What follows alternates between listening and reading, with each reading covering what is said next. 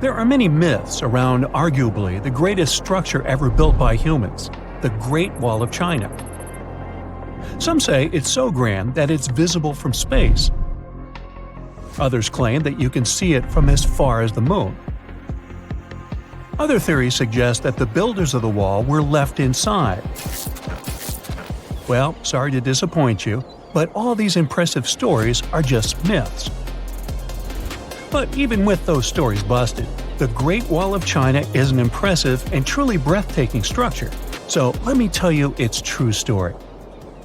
Today, China is one of the most populated countries in the world, counting as many as 1.4 billion residents. It's also one of the oldest nations in the world. It has 3,500 years of continuous written history, but the civilization existed long before that. There is a theory that while the European continent, for example, was most likely reached by humans from Africa, China wasn't populated by settlers that came from somewhere else. Some people believe that the Chinese civilization got formed from local Stone Age people who lived on the territory since the prehistoric period. So now, the Great Wall of China. It's truly big even by today's standard, stretching for over 13,000 miles. To imagine it better, it's almost 5 times the distance between New York and Los Angeles. Or even a bit greater than the distance between the North and South Poles. Even in modern times, people have never built anything close to this big. Of course, it didn't take a day to build the Great Wall of China. Keep going. In fact, the wall was being built for centuries. Maybe you know that ancient cities had walls around them to protect themselves from invaders. Yes, Chinese cities had them too. The first Chinese emperor united the country in 220 BCE and got a brilliant but very ambitious idea to turn all city walls into one big wall that would defend the country's border against attacks from the north. A trusted general directed the construction, enrolling a big group of workers, soldiers, commoners, and convicts. Back then, the wall was built of rammed earth and wood. In some places that were strategically important, the sections of the wall overlapped to provide maximum security. The walls were around 26 feet high on average. But the Great Wall didn't yet look like the construction we know today. Every next emperor would pick up the big wall project, strengthening and extending it, repairing, but also modernizing construction techniques. Some used bricks to build it. Others moved on to granite and marble blocks. Watchtowers and platforms weren't there from the beginning as well. They were added by Ming emperors. The watchtowers made it possible to communicate with other parts of the wall through smoke and fire messages. So, the wall is quite inconsistent in terms of material, but it only adds more charm to the construction and shows how much effort and time it took. The reasons why some parts of the wall have been standing for centuries and are still in good condition is glutinous rice flour. Turns out, this sticky rice mortar is almost like cement. It's very strong and waterproof, sealing the bricks so tightly together that even sneaky weeds can't grow between them. You may also notice that some bricks have writings carved on them. They were left by the workers who were building the wall. The purpose of those writings is quality assurance. They contain such information as location, quantity, and responsible officials. So, in the case of some problems with the quality of materials or constructions, it would be known who should be held accountable for it. Recently, a research group has looked through official historical documents of the Ming Dynasty that ruled China from the 14th to the 17th centuries. They came across records of secret doors in the Great Wall, so they decided to find them. They used a flying robot to capture continuous centimeter resolution photos of the wall. They photographed 90% of the wall that was built during the Ming Dynasty and discovered the remains of over 220 secret doors along the wall. Some of them have a specific width and height that allows only one person to go through. Others are large enough to allow 2 horses to pass at the same time. Why are the doors there? Well, the Great Wall's main goal was to protect the country from the enemy. Building doors that could let the enemy in would undermine the whole point of having a wall. So, of course, the doors were secret passages. They perfectly matched the surroundings topographically, and the exit on the outside was camouflaged with bricks so that it was almost completely indistinguishable from the brick wall. The wall was never just a defensive wall, and it was never completely closed. It could be opened on demand. It was also a structure used for trade and commerce, communication between inside and outside the wall, and of course, for defense and spying. Some doors were used for trade with the other side. Through smaller doors, a person would sneak out to spy on the enemy that lived on the other side.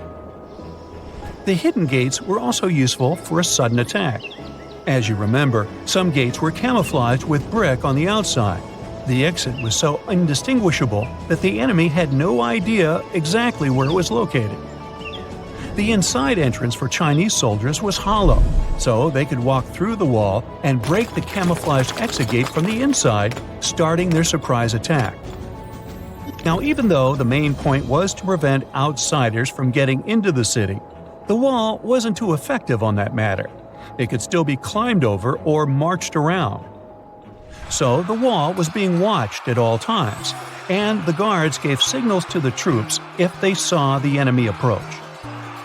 Also, the wall provided more time to mobilize and bulk up the country's forces or lure the enemy troops into a difficult strategic position.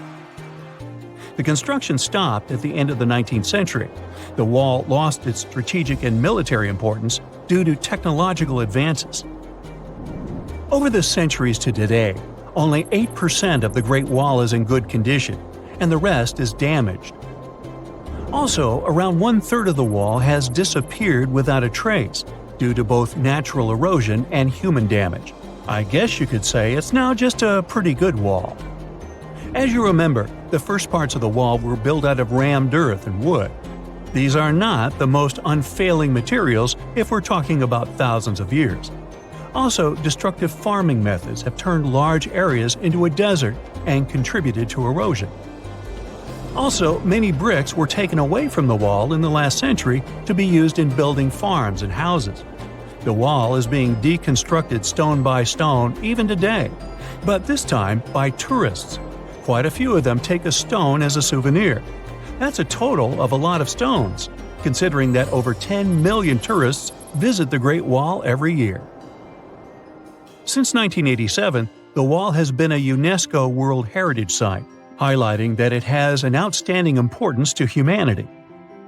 The wall is one of China's 56 World Heritage Sites, second place among countries with landmarks protected by UNESCO. Who's first, you ask? Well, the top spot, with 58 World Heritage Sites, belongs to Italy. And do you know that the wall isn't only a famous tourist attraction, but also the location of the Great Wall Marathon? It's a marathon that was established in 1999 and is one of the most challenging ones in the world. You guessed right, people run along the wall, including all the steps. There are 3 distances, so that participants can run a full marathon that is 26 miles, a half marathon that's 13 miles, or just have a fun run of 5 miles. Hey, New Year is coming, and we're going to celebrate. Pack your things, we're going to China. Yeah, you might think I'm crazy. New Year was some time ago. But Lunar New Year isn't on January 1st. It doesn't even have a regular date because it depends on the lunar calendar. But it's usually sometime in January or February. The first day of the year is the day when the new moon appears. Then the celebration lasts for about 15 days until the moon is full. This year, Lunar New Year falls on February 12th. A whopping 1/6 of the world celebrates it, at least. The holiday is celebrated in China, where we're headed, but it's also a public holiday in many other countries. They all have different names for it, but the concept is the same: a lunar calendar celebration. Outside of Asia, the biggest celebration is held in San Francisco. It's been that way since the middle of the 19th century, when many Chinese workers arrived there during the gold rush to work in the mines. Now you can see huge Lunar New Year fireworks in tons of cities around the U.S. But getting to or moving around China isn't that easy. We gotta be careful, because right now, transportation systems are stretched to the limit. About 15 days before the New Year, and then 25 days into it, a lot of people travel somewhere by plane, train, bus, or on foot. It's traditional to visit your family for New Year. It's the largest annual human migration on the planet. Last year, in this 40-day period, there were about 3 billion total trips taken. The Lunar New Year is also called Spring Festival.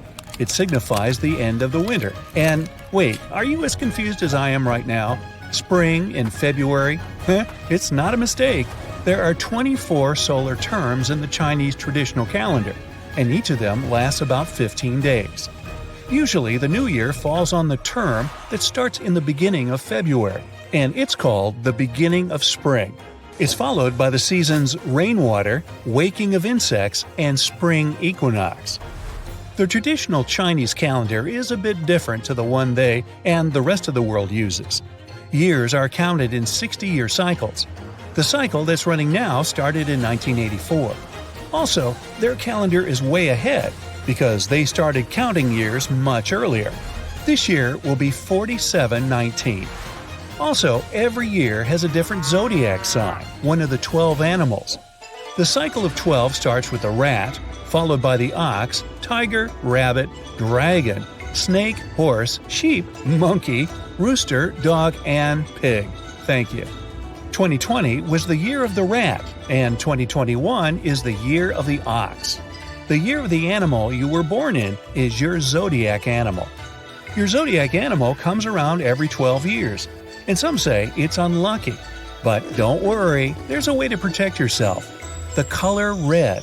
Some people wear red clothes during the year of their zodiac animal, or more likely, get a red purse or tie a red ribbon to their bag or something. A little more about red. We've finally arrived in Beijing, the capital of China. Notice how everything's decorated in red? City streets are lit up with red lanterns. Some people are dressed in red, and houses are decorated with spring festival decorations. These red decorations are a very important part of this holiday. There's no way to celebrate it without them. Red is also a big deal in Chinese culture. Just look at the flag. In China, the color red means good fortune and joy, and symbolizes good luck for the following year. Sure, some are wearing red, but the thing that really stands out is that a lot of people have new clothes on. People clean their houses before the new year, get new haircuts, and declutter their lives as best they can, all to greet the new year. The most important part of the celebration is the reunion dinner. Wherever family members are, they all try to come back home to celebrate.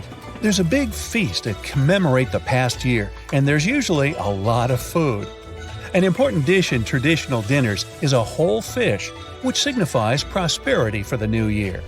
Another common thing to eat are rice cakes. They're so iconic, some people even call them New Year cakes. They're made of rice flour and are very sticky. There are also dumplings, chopped meat and vegetables wrapped in dough. They're made to imitate the shape of ancient Chinese silver ingots that were used as money. So dumplings signify wealth. The rule of the evening: get stuffed full of delicious dumplings. You'll need energy. There's a long public holiday ahead, the longest one all year. Most people have 7 to 12 days of vacation, and students sometimes don't go to school for the whole month. After the main meal, some families sit together and watch the Lunar New Year Gala. It's a TV program with many different performances. There's everything: music, dancing, comedy, and drama. The gala holds the Guinness World Record for being the world's most watched TV program. Well, no wonder. China's population is more than 1.4 billion people. Younger family members get red envelopes with money from their grandparents, uncles, and other family members. Bosses give them to employees, and students might even give them to their favorite teachers. Nowadays, many of them are digital. Fireworks were accidentally invented in China more than 2,000 years ago, when someone unintentionally tossed bamboo into a fire. 1,000 years later, they were reinvented by an alchemist who was trying to find the formula for eternal life. He mixed sulfur, charcoal, and potassium nitrate and heated it up. Kaboom! Packed into a piece of bamboo, it made the first firecrackers. They were traditionally used to scare away evil spirits. More than 1,000 years later, China is still the world's leading producer of fireworks. If you love fireworks and the 4th of July just isn't enough, see if there are any big cities near you having Lunar New Year fireworks. They can be epic. According to tradition, the first day of the year is for all-out celebration. That's another reason why it's better to clean your house before the new year. Also, everyone has a birthday. It doesn't really matter when you were actually born. In China, people have a regular age and a nominal age. The real age is just the regular one starting at 0. But the nominal age is a bit different. When a person is born, he or she is considered to be 1 year old. Every New Year's Day, people become 1 year older. For example, those born on February 11th this year would just have to wait a few days to get a nominal age of 2. Rice is a big part of Chinese culture, but not on the 3rd day of the new year. That's Rice's birthday. On that day, people that are following the tradition aren't supposed to eat any rice. People usually eat a type of pasta or dumplings instead. There's another important event a few days later. The 10th day of the Lunar New Year is called the Stone Festival. On that day, people don't use stone tools. That was a big deal back in the day when stone tools were used every day to make flour. The last, 15th day of the celebration is called the Lantern Festival. Historians say that the first lanterns were used about 2,000 years ago. Now they're a big part of China's celebration culture. On the last day of the New Year celebration, people go outside at night with their lanterns. The lantern symbolizes letting go of your old self to become a better person in the new year. Also, many write riddles on their lanterns and solve the riddles of others when they go outside. A big part of the public celebration is the dragon dance. It's performed by a large team of dancers who hide inside a long model of a dragon. Plus, there's a whole team of drummers nearby providing the music. The dragon moves around, sometimes in a circle and sometimes like a wave. That means that the dancers have to remember the entire choreography without being able to see what's going on around them. And if the folks in the tail are moving too slowly, you shout back to them to quit dragging. Well, I thought it was funny. Shenzhen, China. At first sight, it doesn't look like a perfect place to build one of the fanciest and tallest buildings in the world. But a company from China decided to take a chance. They had visions of building Golden Finance 117, a unique, mighty skyscraper with plenty of things super rich people could enjoy. At that time, no one knew it would turn into one of the tallest ghost scrapers in the world, meaning it would be a skyscraper with no life, events, or people inside. The one that no one would even talk about anymore. The world has impressive tall skyscrapers. The first one was built in 1885 in Chicago. And the tallest one today is in Dubai. Then there's one in Shanghai, another one in Mecca, and Shenzhen. Golden Finance 117 was supposed to be the 5th tallest skyscraper ever built. The construction was started 13 years ago, and at first, it all looked very promising. In 2015, the building reached its full height, 1,955 feet. But then, something mysterious happened. People deserted the skyscraper shortly after it was almost done, and the whole project has remained unfinished to this day. The company got the idea in 2008. During that period, plenty of cities across China were trying to build something impressive to get their place on the world stage. Golden Finance 117 was supposed to be a commercial and residential tower for very rich people. Italian and French-style interior design, a polo club, extensive gardens. The skyscraper was supposed to have a 3-story diamond-shaped atrium at the top, with a swimming pool, sky bar, and a restaurant. And don't forget about the highest observation deck in the world, a paradise for those who could afford it. Imagine living at the top of such a skyscraper. Golden Finance 117 was expected to be habitable up to its highest point. This mixed-use skyscraper was supposed to rise 128 floors above the ground. There was a plan to turn 117 of them into commercial space and hotel, and 11 more floors were expected to be for operational and mechanical services. The building's ratio of height to width was 9.5 to 1. When you have such a high and thin tower, you have to be careful with such forces as strong winds. But the skyscraper was designed to resist all this. No wonder, with a perimeter frame of mega braces, huge tapering columns, and transfer trusses. On the surface, it all looked well, an excellent design and unique construction. But before the company started pre-sales, authorities needed to inspect and sign off on the final product. This is a process all new developers need to go through if they want to get and keep their spot on the property market. The country wants only established and reliable companies to keep the quality levels high. Back in the day, the company that was building the skyscraper was a new player in the Chinese market, so they had to finance their project all by themselves. They couldn't start recouping their investment until each of their buildings was finished. In other words, it was tricky ever since the beginning. But they were focused on the result. If they managed to finish the entire project with no major issues, the reward would be amazing. So they started in August 2008. China survived the global financial crisis that also happened in 2008, but it still affected the market. That brought lots of pressure on the company, which is why they stopped building the skyscraper in January 2010. Things got better in 2011. That's when the company decided to continue their work, finish the tower, and get ready to sell it because the market was growing once again. But considering all the rules on the property market, the company was in a very vulnerable situation. Things were getting more and more complicated. In 2015, there was a new crisis, this time affecting the stock market. The series of unfortunate events kept happening on and off until everyone stopped talking about the entire project. One more issue was the location.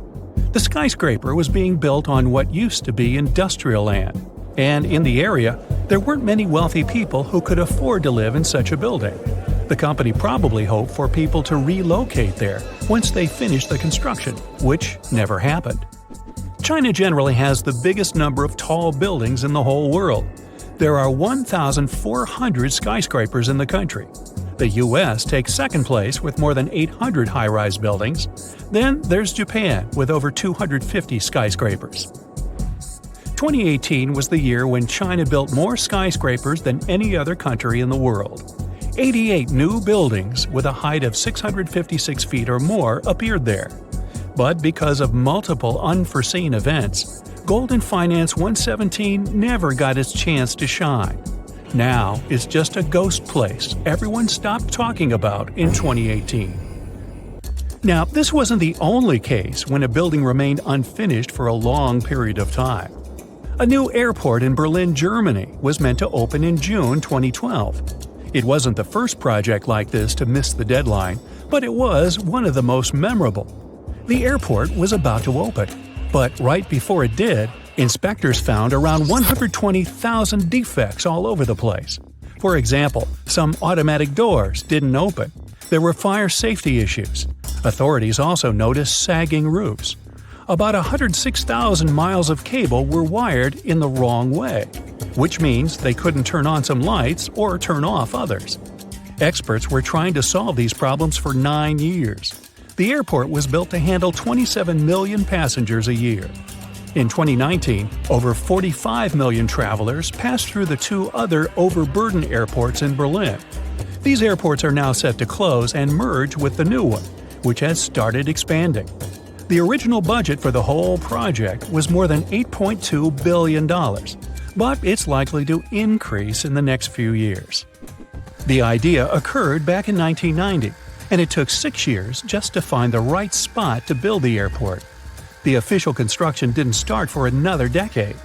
The original code for this airport also needed to be changed since it was already in use by an airport in India. But if you design an airport in the early 2000s, will it even be compatible with the travel habits and technology in 2020 and beyond? Also, there isn't enough space for all the planes that are supposed to be there. And still, since 2020, the airport has been open and growing bigger. Meanwhile, a tower in Krakow, Poland, got the nickname Skeleton. It stood proud and tall, but its unfinished carcass indeed looked like a skeleton. At 300 feet, it's one of the tallest buildings in Krakow. The project started in 1975, but stopped because of some difficulties in the country that occurred at that time.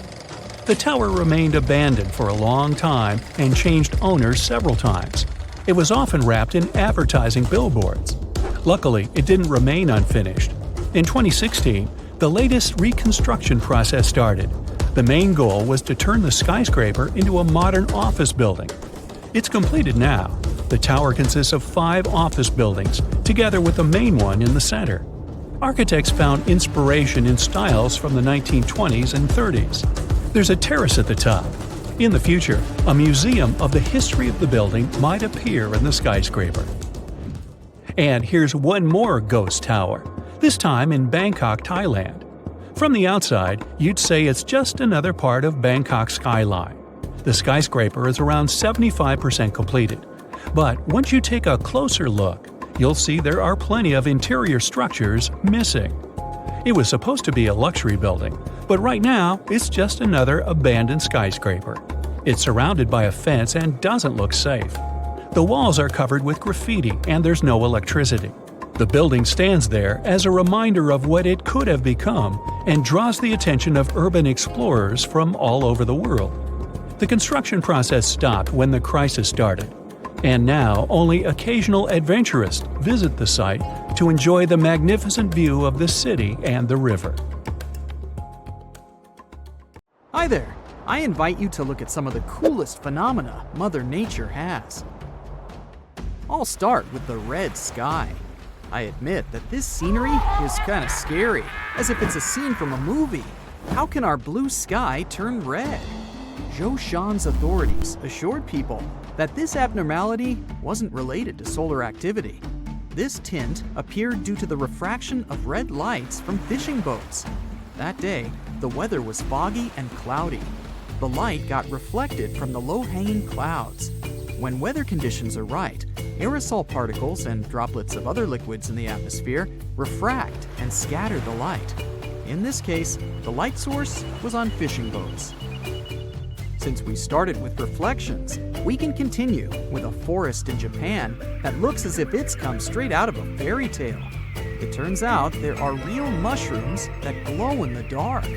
They're known as forest fairies, but their official name is the Mycena luxeeli. They're bioluminescent fungi. It means that they glow. These mystical-looking mushrooms are scattered all over old trees and soft ground. You can see them in several different forests in Japan. They've been attracting tourists for many years, since they were first discovered in the 1950s. It makes me feel like I'm looking at a picture from a secret neon-themed party in the woods. Moving on from one mesmerizing forest to another, this one is underwater. There are lakes and there are forests. Kandy Lake in Kazakhstan offers you one inside the other. The lake is almost 100 feet deep. It has a beautiful turquoise lime color, and the submerged trees are seen below the surface. An earthquake in 1911 is the reason why this sunken forest formed. The quake created a huge limestone landslide that formed a natural dam. Rain and water filled the dam. The water covers the tree roots entirely, yet their top parts remain above the surface. This gives the lake a spooky vibe, especially if the weather is foggy. What does it look like under the water? Don't hurry to put on a scuba diving suit. No need to dive in, because you can see the lake's depths from the shore too. The water is super clear. There aren't many rotten tree trunks. In fact, the trees have miraculously resisted decomposition. You can even see the needles on their branches.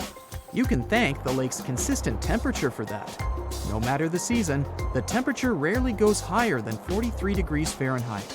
In the winter, the lake gets frozen, and people go fishing and ice diving. You can still enjoy the view through the crystal clear ice layer.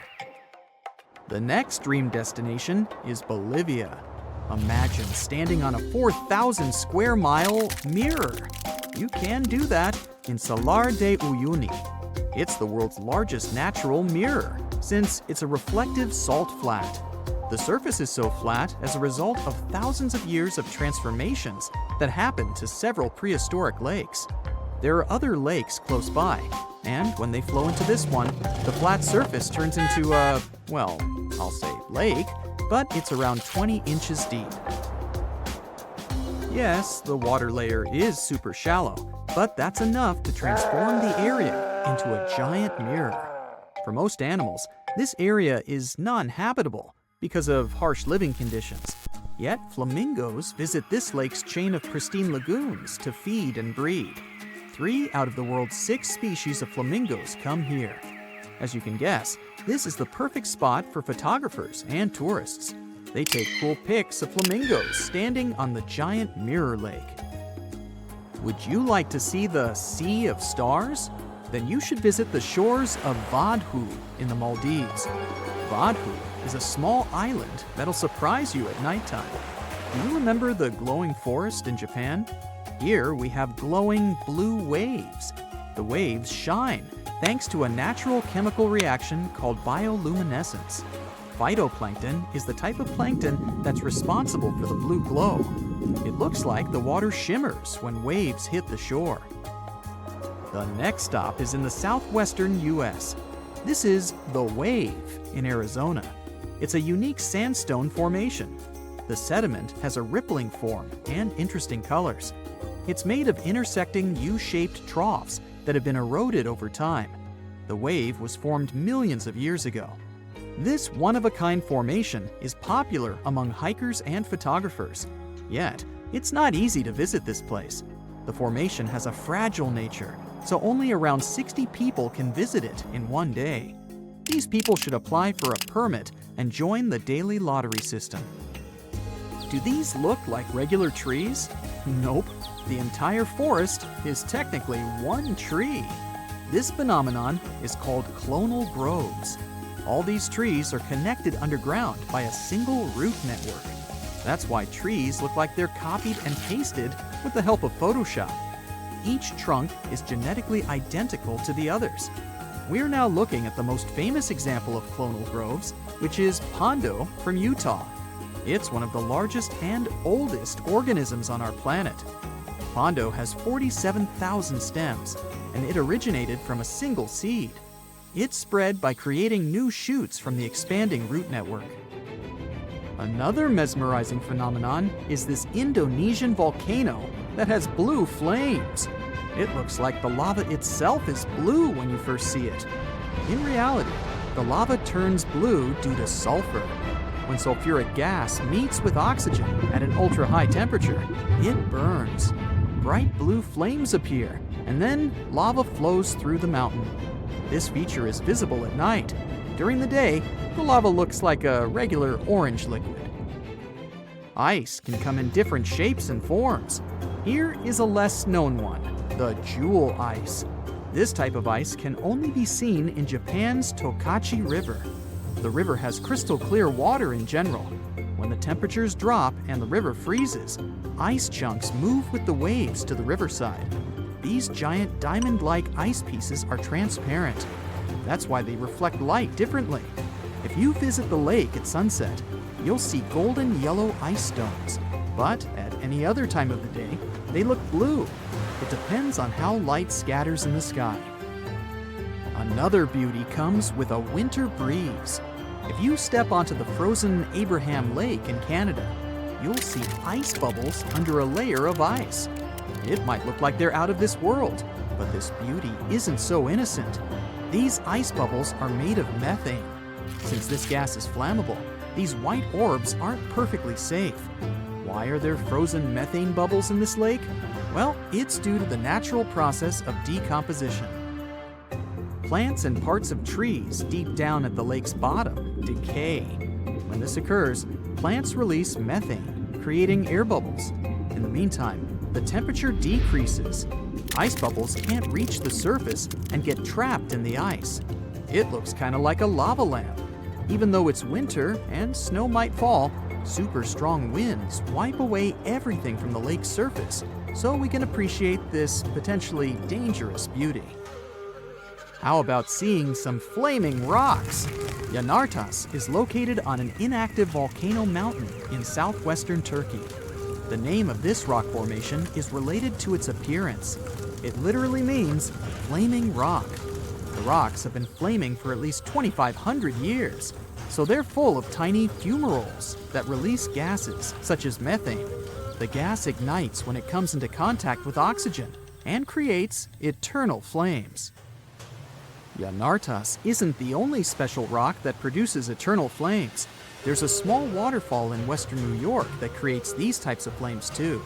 The same principle applies to the Eternal Flame Falls.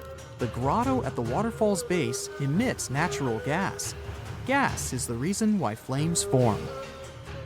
Oh man, I want to see all these wonders with my own eyes. I just wish I could teleport. China plans on building a train that will connect mainland China to the United States. The track will start in the northeast region and then make its way through Siberia in eastern Russia. It will then go under the sea through the Bering Strait into Alaska in the US through a 125-mile underwater tunnel. It will then flow across Canada's Yukon Mountains and British Columbia and finally to the United States. And once there, it can connect to every major train station in America. The total distance, around 8,000 miles. This China, Russia, Canada, and US network was conceived in 2014 by a group of Chinese engineers who had a vision of a major transcontinental train track. They claim that if the project is built, then you will need just 2 days for a trip from China to America without having to go to the airport. A train ride is much smoother than a plane and offers people better opportunities to experience traveling near the ground rather than up in the air. And the trip itself can boost tourism across 4 countries. Even though a plane ride from China to the US takes just 14 hours, depending on where you're coming from, anyone will get to experience the joys of looking out of the window and seeing yourself whisk through the land. This new rail system will be 1,800 miles longer than the Trans-Siberian Railroad, which is the longest railroad in the world, and the tunnel itself will be 4 times longer than the English Channel. If the project gets the green light, then it would cost a total of $200 billion. Building on the main surface won't be so much of a hassle and won't be as challenging as one would expect. But the tunnel in the Bering Strait will require many skilled and experienced engineers to construct it. And they have already figured out how they're gonna do it. It will be divided into 3 levels with 2-way traffic.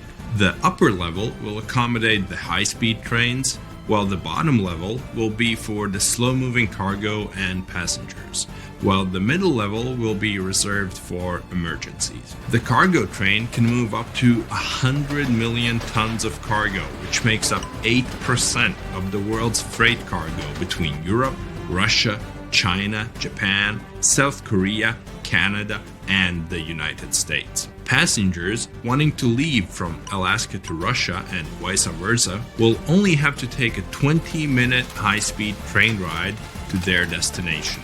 The tunnel alone in the Bering Strait will cost around $35 billion. From start to finish, it could take anywhere between 12 to 15 years to complete. The project will involve many international firms and construction companies to help out with completing it. This could possibly be the most expensive project in history if funded properly. And it has to be strong enough to handle the icy waters in the Bering Strait and the strong waves around it. The China, Russia, Canada, America railway line would be the most expensive and ambitious mega project in history and would take years to complete. But according to some resources, China is confident that they have the technology necessary to do something of this scale. It will change the transportation industry forever and increase tourism across all continents.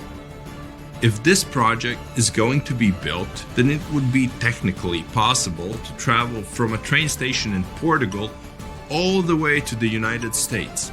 Europe has an impressive train network that's all connected to each other.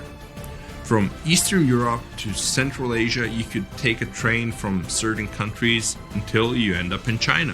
For the past 20 years, China's speedy rail network has grown incredibly.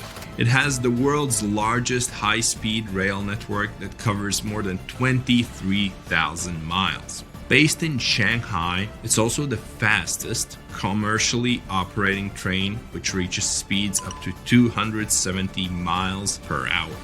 So once in China, you can get on any train and speed off to wherever you want to. It will be the ultimate traveling experience to only travel by train from continent to continent. There won't be any need to travel by an airplane, so if you have fear of flying, let's say, then this will be the perfect way for you to go by.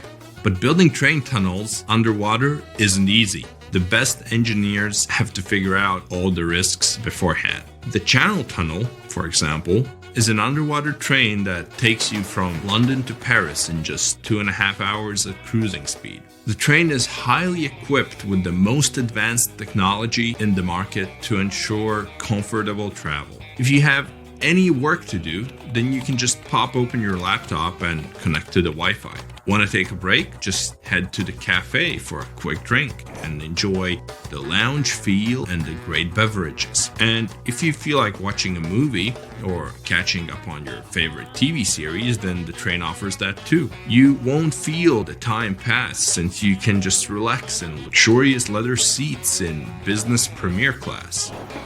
Train travels at around 186 miles per hour and is considered to be the world's longest underwater tunnel, considering that most of it is submerged. The tunnel itself is 31 miles long and costs $6.3 billion. It began construction in 1988 and was completed 6 years later in 1994. It was considered to be one of the 7 wonders of the modern world, in line with the Empire State Building in New York, or the Panama Canal, or the San Francisco's Golden Gate Bridge. And just like the China to US Dream project, this tunnel also has 3 tracks, 2 used for trains and a smaller one for emergencies.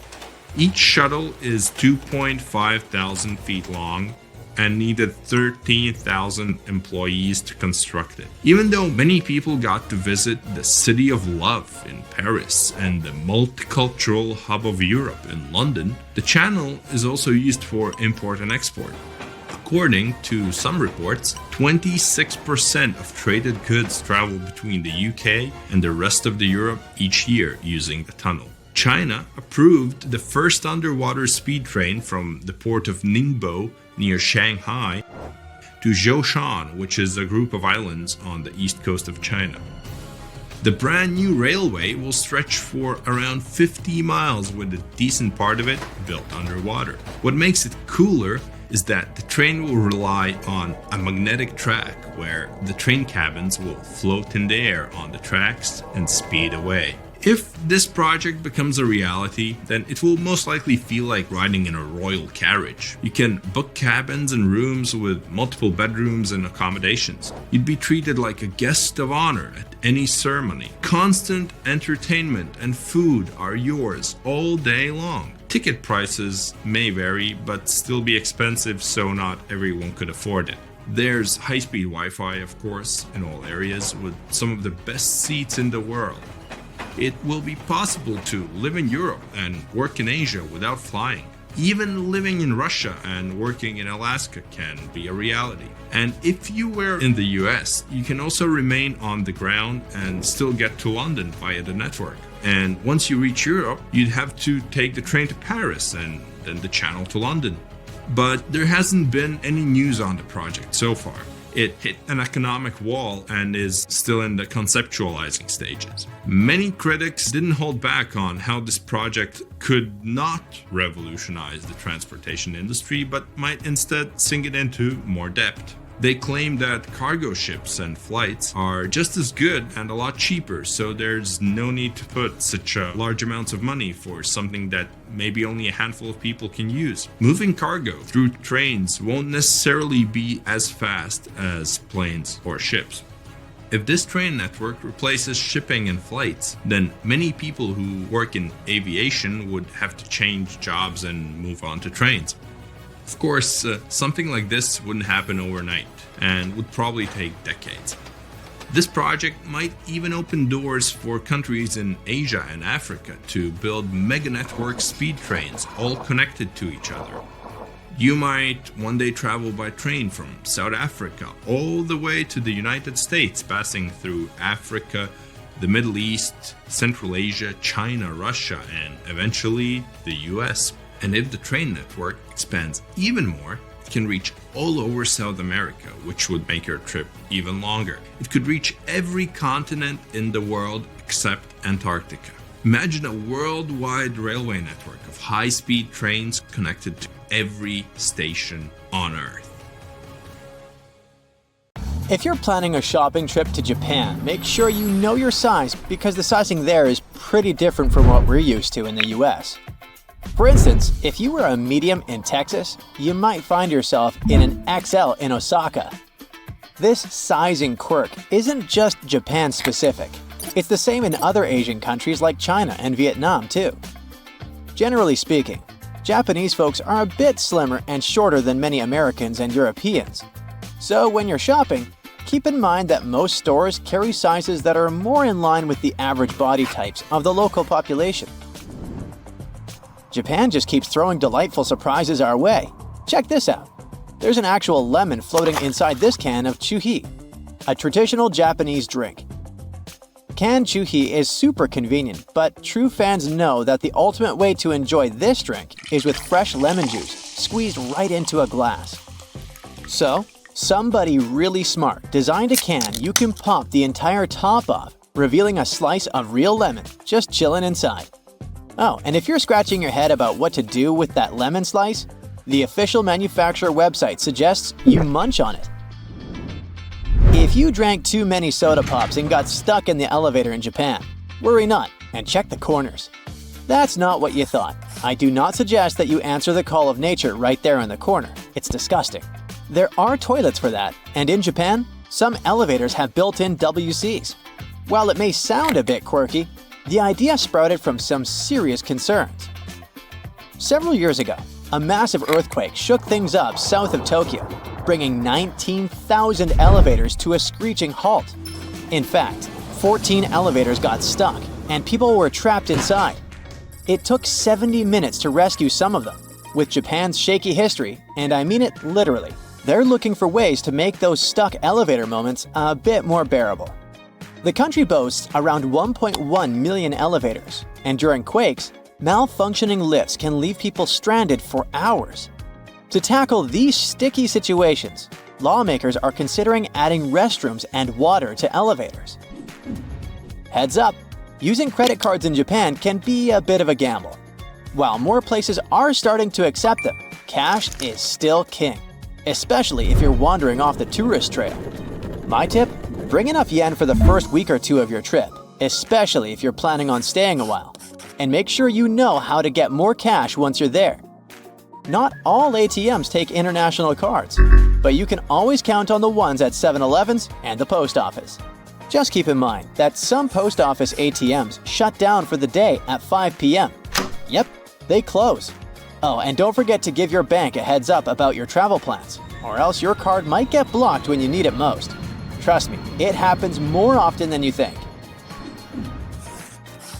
In China, officials have created a 100-feet cell phone lane for people glued to their phones while walking, complete with a sign calling it the first mobile phone sidewalk in China. It looks like the phone lane there is pretty much a replica of one that popped up on 18th Street in Washington, D.C. The original was actually part of an experiment on crowd behavior by National Geographic. In France, there was a time when you could go check out the McBaguette, a mix of your average burger with some French touch. You were served a baguette instead of buns. Still, changing the type of bread didn't make it any more local. A baguette with meat inside is still called American in France. This baguette is no longer available though. By the way, France isn't the only country that tried to adapt McDonald's to the given country. In Italy, they have not only nuggets and chicken wings as snacks, but even snack di Parmigiano Reggiano, basically a lump of cheese. Now, look at this humble glass of yellowish liquid. Can you recognize the iconic Fanta here? I bet you can't, and it's all about the color. Still, if you tried it, you'd instantly spot that it tastes better than in the US. How come? Well, let me break it down for you. Fanta actually started out in Germany back in 1940 as a cheap substitute for Coca-Cola during the hard years, with no orange juice involved. Later, in 1955, they resumed production in Naples, this time mixing in some orange juice. A few years later, Coca-Cola picked it up and began selling it globally. There are tons of local versions of Fanta, over 70 in fact, tailored to fit regional preferences. So if you're wondering why Fanta tastes so different outside of Italy, it's all about local flavors. But at least the original orange Fanta has its roots in Italy. Also, in Italy, if a drink is labeled as citrus drink, it has to contain at least 20% of actual juice. And even though Fanta in Italy has less than that, around 12% orange juice, in other places it's only around 2.5%, or even none. No wonder it tastes different. Here's a quirky little tidbit you might not stumble upon in your average travel guide. In Germany, almost every parking garage has a special treat just for the ladies. Yup, the top floor is reserved exclusively for women. As long as there are no guys in the car, you're golden. This sweet setup was introduced as a safety measure. If a woman's out shopping or catching up with a friend over dinner, her wheels are parked close to the exit and under the watchful eye of security. While some folks have debated the validity of these female-only spaces, they were created with safety in mind. Even though Germany is pretty safe overall, it's nice to have that extra layer of protection. Now, this Reddit user shared a photo of a bathroom in a Delhi hotel. It all looks cool and fancy, but hey, aren't these rugs? Looks weird, especially placed right under the urinals. I mean, they are surely here for a reason. But I don't have an explanation yet. Share your thoughts in the comments. Ever found yourself wandering the charming streets of France, stomach growling, only to discover that your favorite boulangerie is closed for its midday siesta? When hunger strikes and the boulangerie is shut, it's time to meet your new best friend, the baguette vending machine. You may no longer get a baguette from McDonald's, but there are fresh baguettes available from an automatic dispenser. In fact, they're popping up all over France, even on quaint village outskirts, or embedded into walls like your friendly neighborhood ATM. Let's go back to Japan for a sec, shall we? In Japan, gas pumps hanging from the ceiling are a thing, especially in tight spaces. The nozzles are up high, so the ground level is all for cars. The fuel still comes from underground, pumped up through a cool system right into your tank. It may look weird, but it's a cool idea for several reasons.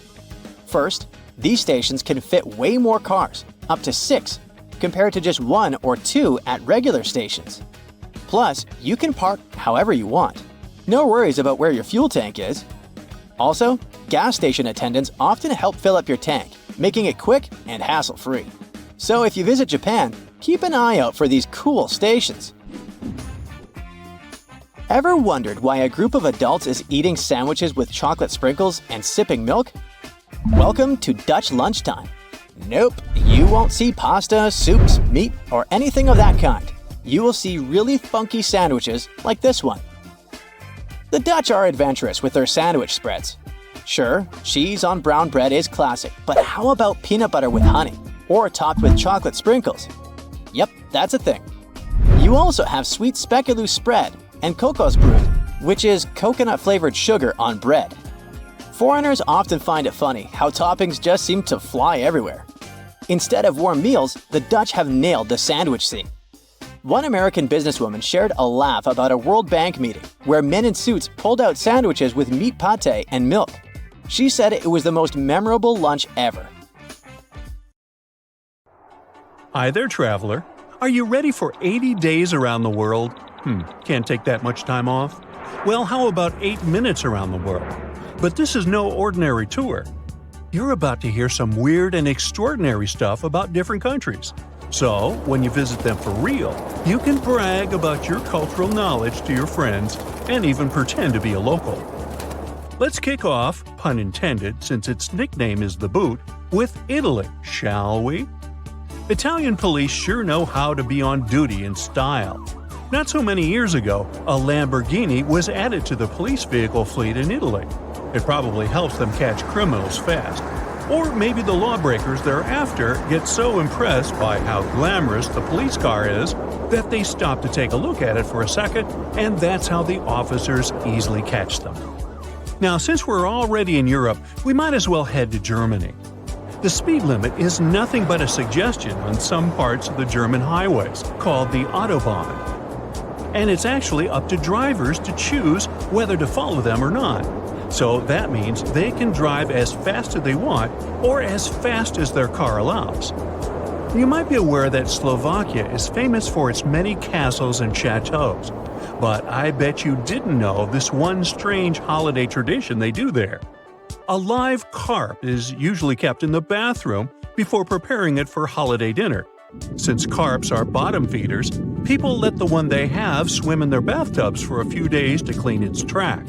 That also means no long baths with luxury salts and flower leaves.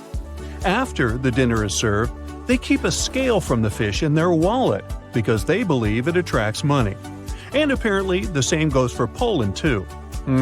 There's something fishy going on. Let's head to Finland now. I have not one but two interesting facts about there. From 1999 to 2010, Finland held the World Sauna Competition, in which the person who could sit in the sauna the longest would win, or beg.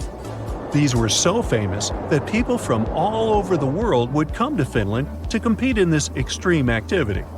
When you think about the fact that saunas were invented by the Finns over 2,000 years ago as a form of a bath, it makes sense that something like this became a thing. Funny thing is, the second bizarre Finland fact I have for you is also about a form of competition. See, there's this contest that originated in Finland called Jukonkanto, in which men participate in running a specific distance while carrying their wives. It even has a category in the Guinness World Records.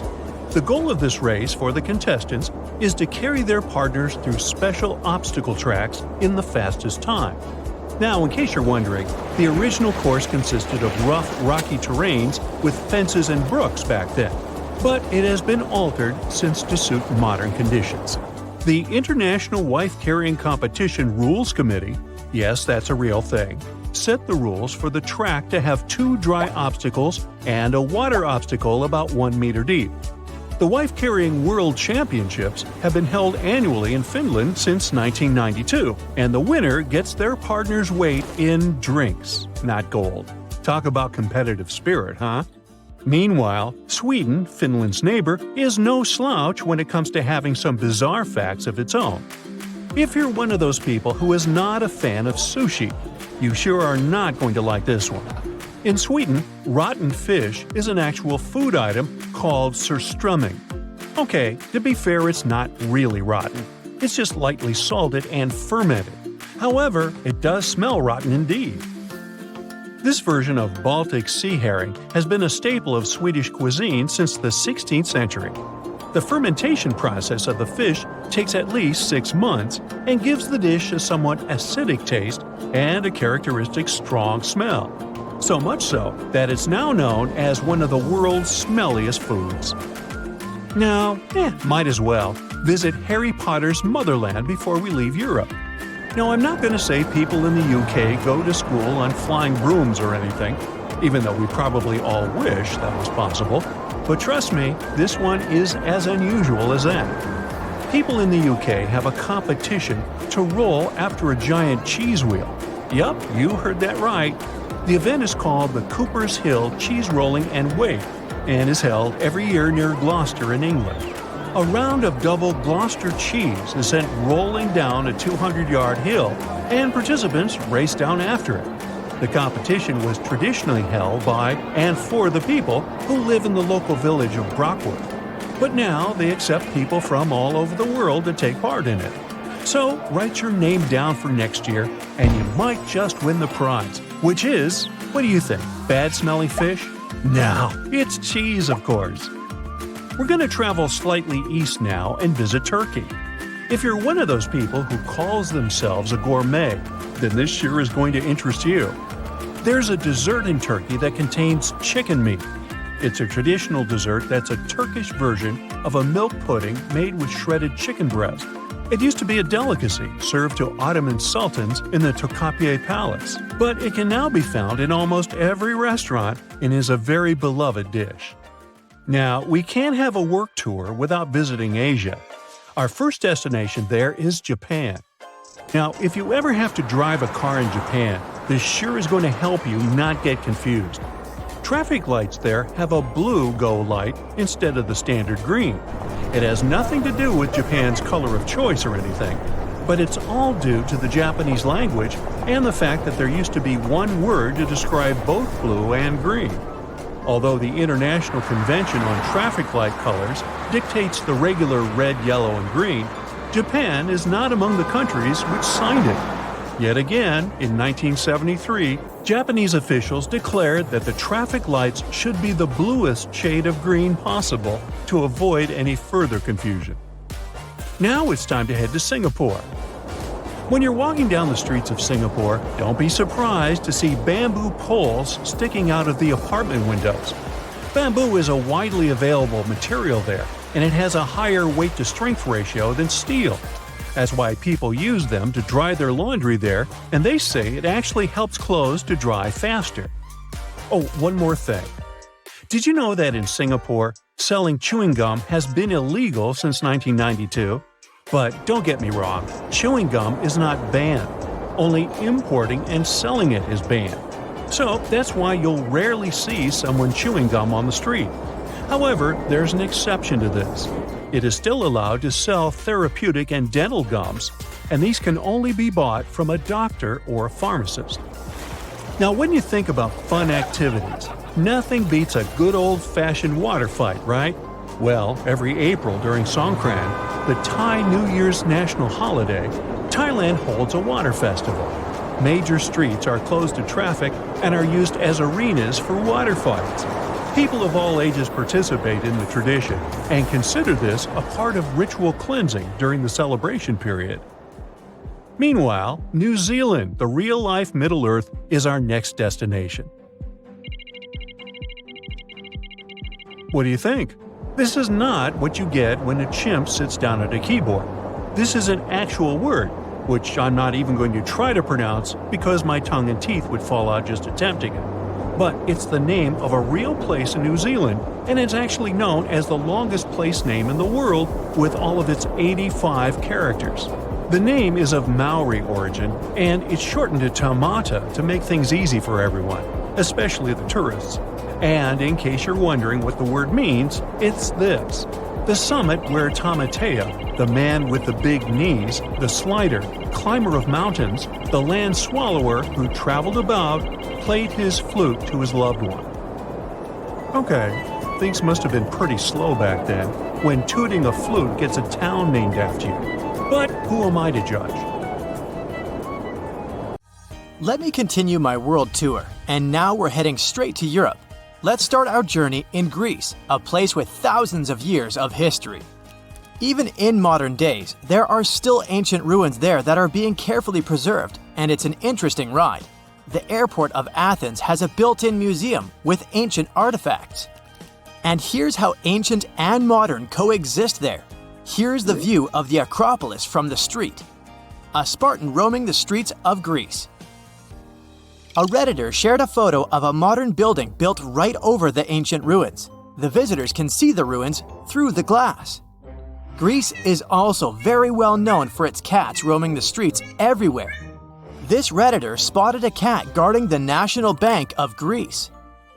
These days, everyone is trying to reduce the usage of plastic. Some use paper straws and some go with glass straws. But this cafe in Greece offered to use macaroni as straws.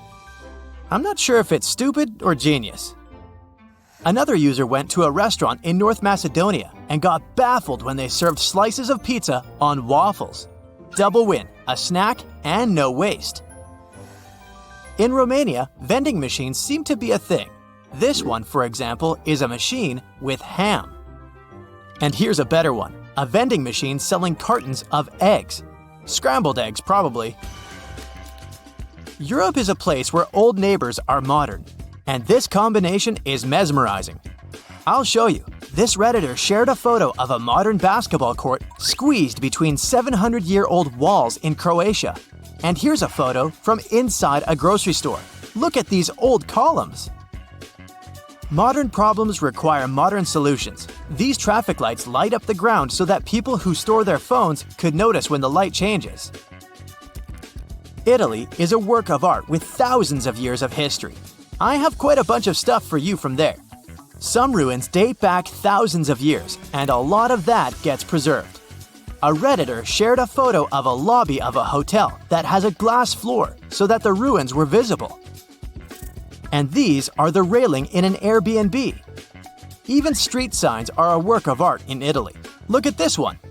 Another Redditor shared even more designs. This Redditor showed a photo of a supermarket that is located in an old theater in Venice. Another user added one more photo of that supermarket. Since we're talking about supermarkets, apparently, pets are allowed there. There are even special carts to carry them. Cities are centuries old, and there are quite a few narrow streets, so post vehicles have to adjust to fit them. Here's one of them. Some cities have canals or are located on islands, so boats are a thing. This is a UPS boat at Murano Island. Europe is packed with countries. The city of Basel in Switzerland is located right on the border with France and Germany, so the airport has 3 exits. You can walk out of it to France, Germany, or Switzerland. Let's walk out in Germany. Look, there's a traffic light with a girl walking a camel. The reasons are a mystery to me because camels aren't really a German thing, but it's cute. Here's another unique streetlight featuring Karl Marx, a famous German philosopher. Back to baffling vending machines. In Germany, you can find vending machines with sausages. Hamburg is Germany's major port city. There's a river that connects it to the North Sea. No wonder there's a drive-through McDonald's for a boat. Look at this design of mineral water that is being sold in the Swiss Alps. A Redditor brought a souvenir from France. These are baguette-shaped pens. Look at this narrow house in Spain.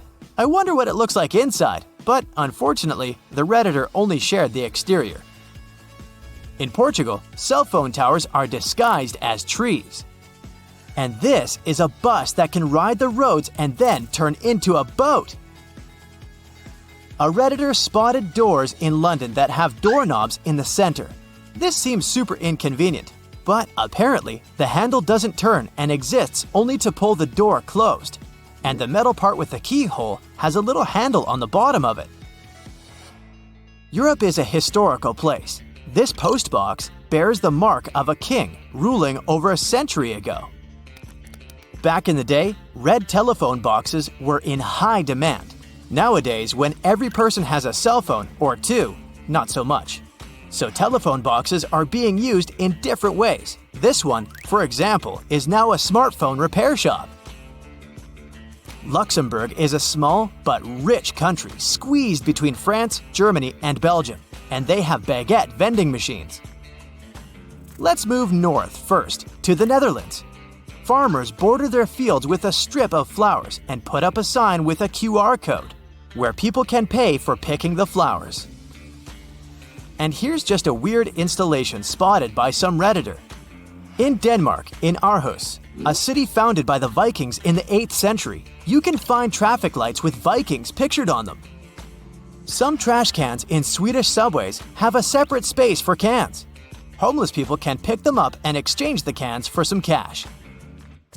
There's a giant statue of a silver moose in Norway. And these are signs on bathroom stalls depicting reindeer.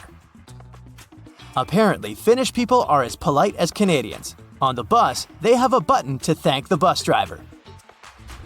Also, a Redditor spotted a raccoon pattern on a bus seat. We all know rocking horses. Most of you probably had one in your early days.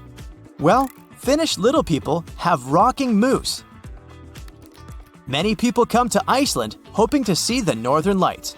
A Redditor had a phone in the hotel which had a special button to wake the guest up when the northern lights appear. Lithuanians sometimes put fake police cars on the sides of the road to combat road speeding. Europe has been ruled by kings and queens for centuries. Even today, many countries like the UK, the Netherlands, Spain, Denmark, Belgium, and some other countries have monarchs.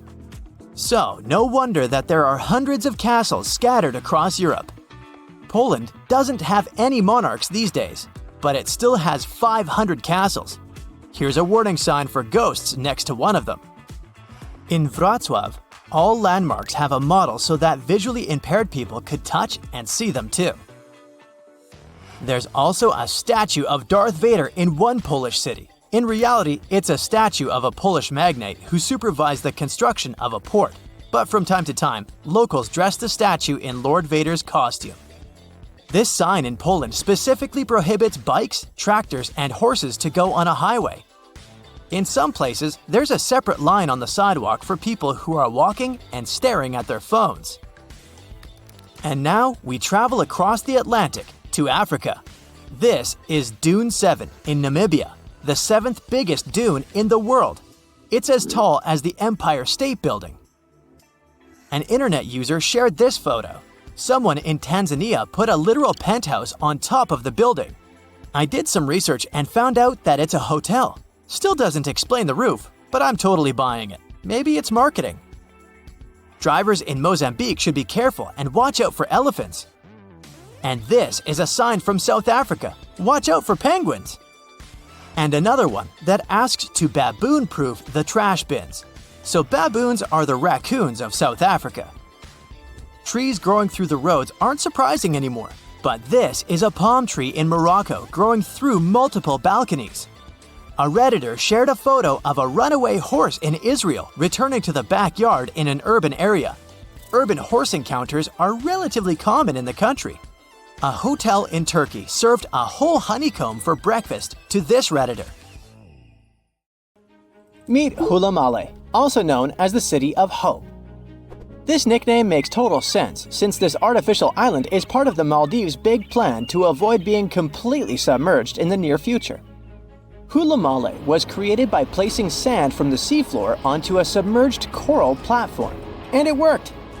This city sits about 6 feet above sea level, which means it's twice as high as the Maldives' capital, Male. While more and more people are moving there to live, the island was also designed to serve as a temporary evacuation site during dangerous storms and typhoons. Seychelles is another gem in the Indian Ocean that's at risk of disappearing. Unfortunately, coastal flooding is becoming a common issue there, especially during spring tides and heavy rainfall. The problem is that their main island, Mahé, hosts about 90% of the country's population. Along the coast, it's only about 6 feet above sea level. Fiji is the third tropical paradise on our list, and it's also a top pick for travelers. But this nation is in a tough spot, since it's located right in the middle of the Pacific Ocean, where huge storms can really turn things into chaos. Take Cyclone Winston. It hit Fiji back in 2016 and ended up costing them over $1 billion in damage.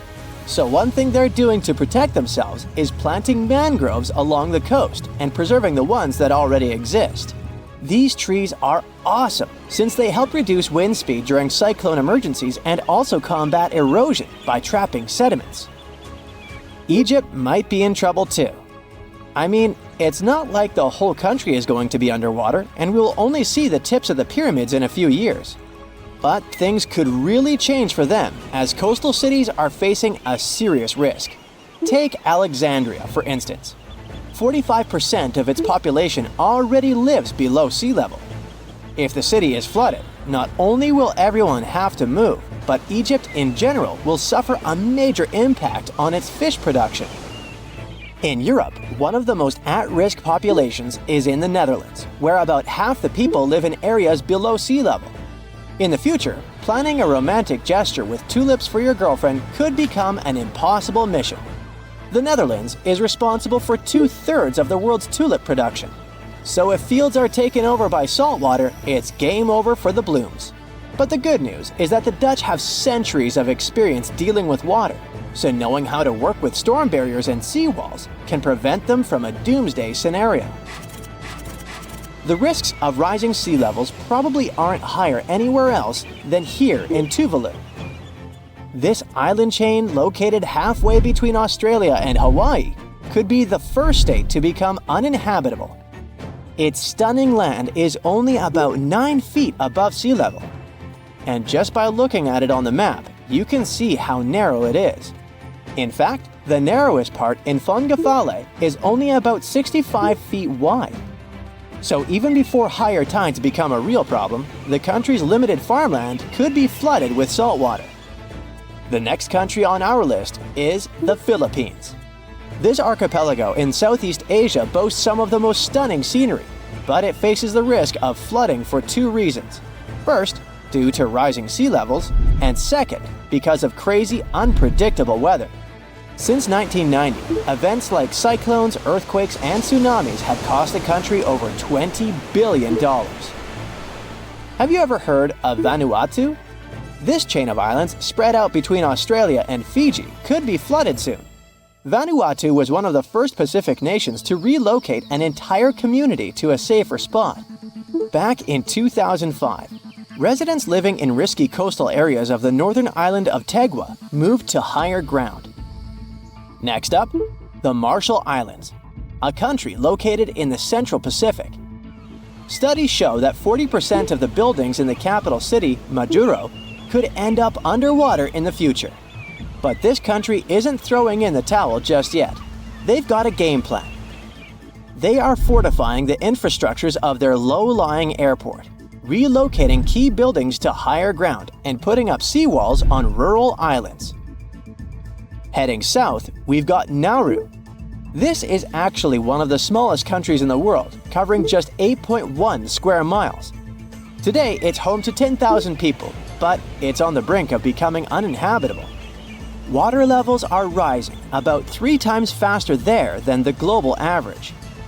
The Buada Lagoon sparks special concern since it's the only surface freshwater resource, and it's located only 16 feet above sea level. Our next stop in the Pacific Ocean is the Republic of Palau. Rising sea levels are no joke for them either, but protecting their crops, especially taro, is a priority at this moment. About halfway between Hawaii and New Zealand lies Samoa, and this country is dealing with a unique situation. Not only is the volume of water increasing there, but their land is also sinking. You see, a couple of strong earthquakes and tsunamis hit Samoa back in 2009.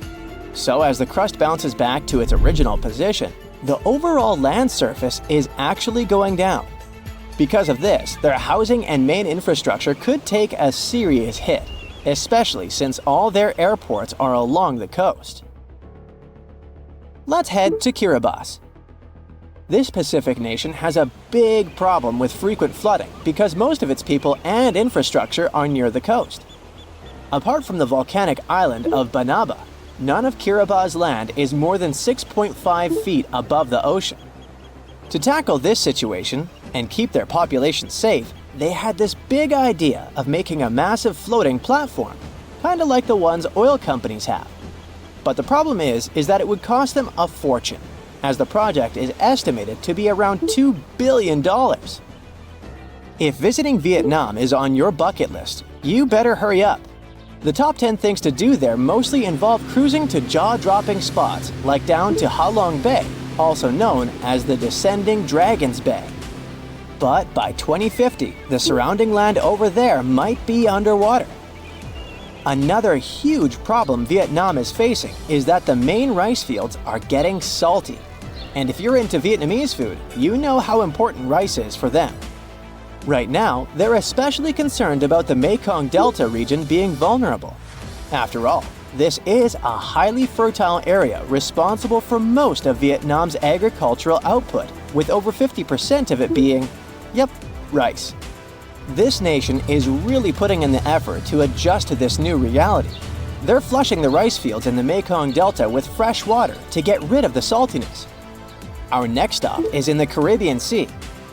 Grenada is an island country, but you may know it as the Island of Spice, since its tropical climate is just perfect for cultivating things like nutmeg, cinnamon, cloves, and ginger. Unfortunately, Grenada and its incredible fertile soil also face an uncertain future of being submerged. Let's talk about the last country on our list, the Solomon Islands. 5 islands in this archipelago have already vanished beneath the waves, and 6 others are submerged by 20%. They include the Nusa Evili Island, which was once a hotspot to go to for a picnic in the early 2000s. Even though the situation is complicated, it's important to note that more than 300 of the islands there are inhabited. One thing about the Solomon Islands is that it seems like they're always in some kind of recovery mode, since the country often gets hit by tropical cyclones and flash floods. Their population is already working hard to save their homes from the rising seas by building stone walls along the coast, planting mangroves, and constructing houses in higher areas. In India, some people have tasty chickpea and tomato curry for breakfast. It's also accompanied by puri, deep-fried flat bread. Try to say that fast. It's hollow in the middle and gets puffed up with steam when it's heated up. Some South Africans eat putu pap for breakfast. It's a sort of oatmeal, but it's made from maize and water. This dish can be eaten throughout the day, but if you're having it for breakfast, it's paired with milk and sugar. Senegalese coffee is nothing like a tall Americano. The powder they use to brew this drink is made from coffee beans, grains of saline pepper, and cloves. It's way spicier than the good old pumpkin spice latte and gives you way more energy. Over in Morocco, people prefer drinking mint tea. For breakfast, they grab a couple of freshly cooked flatbreads. They're layered and can be served with jam or honey, but sometimes you can find one stuffed with veggies or even meat. The chickpea soup called lablani is a typical breakfast dish in Tunisia. It can be pretty spicy thanks to all the onion, cumin, and herbs they cook it with. You might get a poached egg on the side, if you're lucky. In Nigeria and some neighboring countries, people have fried bean cakes for breakfast. The main ingredients are black-eyed peas spiced up with dried chili, fresh onions, and fresh red chili pepper. These cakes are deep-fried and are a popular street food. Korean breakfasts are usually pretty filling. They're made up of many banchan, which are basically side dishes. There's kimchi, a sort of fermented cabbage, a rolled omelet, marinated veggies, and jun, a sort of pancake. Wow! A Japanese breakfast can seem a bit more like lunch or dinner in other countries. You know, soup, rice, salmon, even pickled veggies. In Jamaica, people eat saltfish and ackee for breakfast. Ackee is an exotic fruit similar to lychee with a soft and creamy texture. One more tiny detail, it's kind of illegal in the US. It's mostly because the seeds are toxic, but you can eat the flesh safely as long as it's fully ripe. Better know the difference. Maybe the world's craziest breakfast sandwich ever comes from the Netherlands. They have sandwiches with candy sprinkles on them. Right, it's just sprinkles on top of buttered bread. Hagelslag, as it's called, means hailstorm, and it comes in various flavors: chocolate, vanilla, and fruit. A German breakfast might seem kinda heavy if you're used to just having a bowl of oatmeal. We're talking bread rolls, an assortment of cheeses and meats, and if need be, they can top it off with an egg or two. Coffee is the drink of choice to wash down this hearty meal. Oatmeal lovers, head to Finland. The traditional breakfast of this wonderful country consists of oatmeal they call puuru. It's served with fresh or sometimes frozen berries, sugar, and milk. The Italian breakfast is definitely not the main meal of the day. They might grab a cornetto, which is basically a croissant, maybe with a sweet filling, and a cappuccino. By the way, Italians usually only drink cappuccinos in the morning. And if you ever order a latte in Italy, you'll get a glass of milk. What we call latte in English is a cafe latte in Italy. Muesli is enjoyed all over the world, but especially in Switzerland. A typical breakfast muesli consists of oat flakes, raisins, dried fruits, nuts, usually mixed together with yogurt. In Sweden, People eat typical breakfast sandwiches called smørgås. It's a generously buttered slice of bread with some sort of topping. It can be ham, fish, or cheese, and it usually has some cucumbers, lettuce, or tomatoes thrown on there. Many people like it with hard-boiled eggs. People in Sweden are crazy about filter coffee. It tastes so good. The French breakfast is perfect for bread lovers. They have a full range of yummy breads and buns, and yup, they got that croissant thing that most people can't pronounce right. Hey, did I nail it? Maybe put a little French honk on it. Croissant. Get yourself some plain bread and some butter and jam on top, or opt for pain au chocolat. The most common drink is coffee, but many people prefer juice instead. An Argentinian breakfast can be similar to the French one. They have pastries and coffee for breakfast too. Medialunas, which is half moon in English, look a whole lot like croissants. They're just a bit smaller and sweeter. If you're not a fan of sweet pastries, grab a piece of toast called a tostada. And if coffee isn't your thing, just have a glass of orange juice. Yogurt, cereals, and eggs are mostly reserved for tourists. If you ever want to try a traditional Mexican breakfast, cook chilaquiles. Cut a bunch of corn tortillas into pieces and simmer them in salsa. The tortillas get a bit soft. Next, add some fixins: avocado, soft cheese, even chicken. Put some rice and beans on the side, and buen provecho. Want something lighter? Mexico has awesome pastries. There's one that's shaped like a shell, and one that looks like two ears stuck together. A Peruvian breakfast looks really exotic for those who've never been there. One of the traditional dishes is tacacho con cecina. Hope I got that right. It's basically roasted plantain with bits of pork. It's a popular type of street food, too. The two most important things for a Brazilian breakfast are bread and, not exactly a toughie, coffee.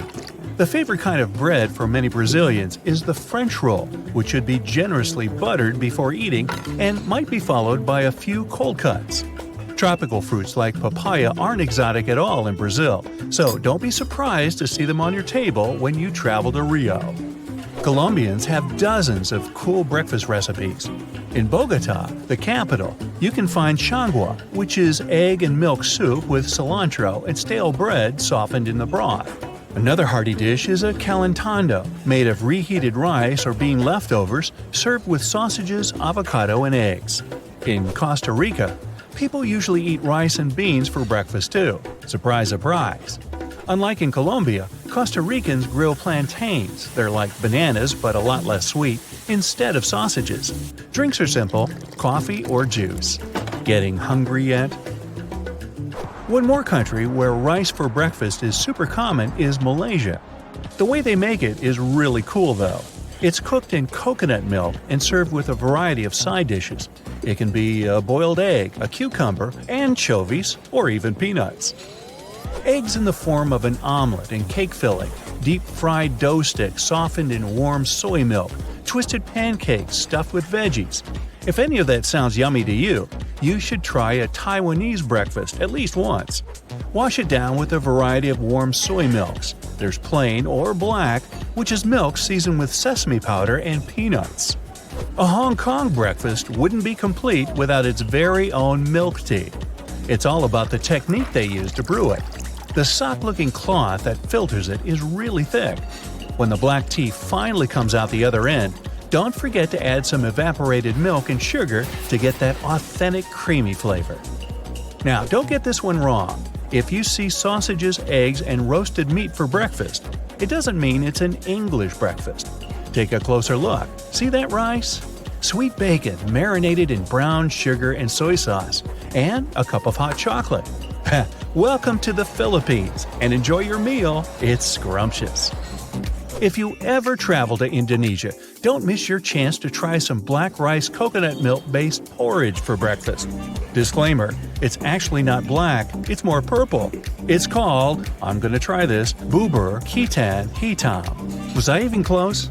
This stuff is especially yummy when topped with sliced bananas and cinnamon. They also have papeda, an oatmeal thing made of sago flour. It's starchy, sticky, and looks like pudding, or slime.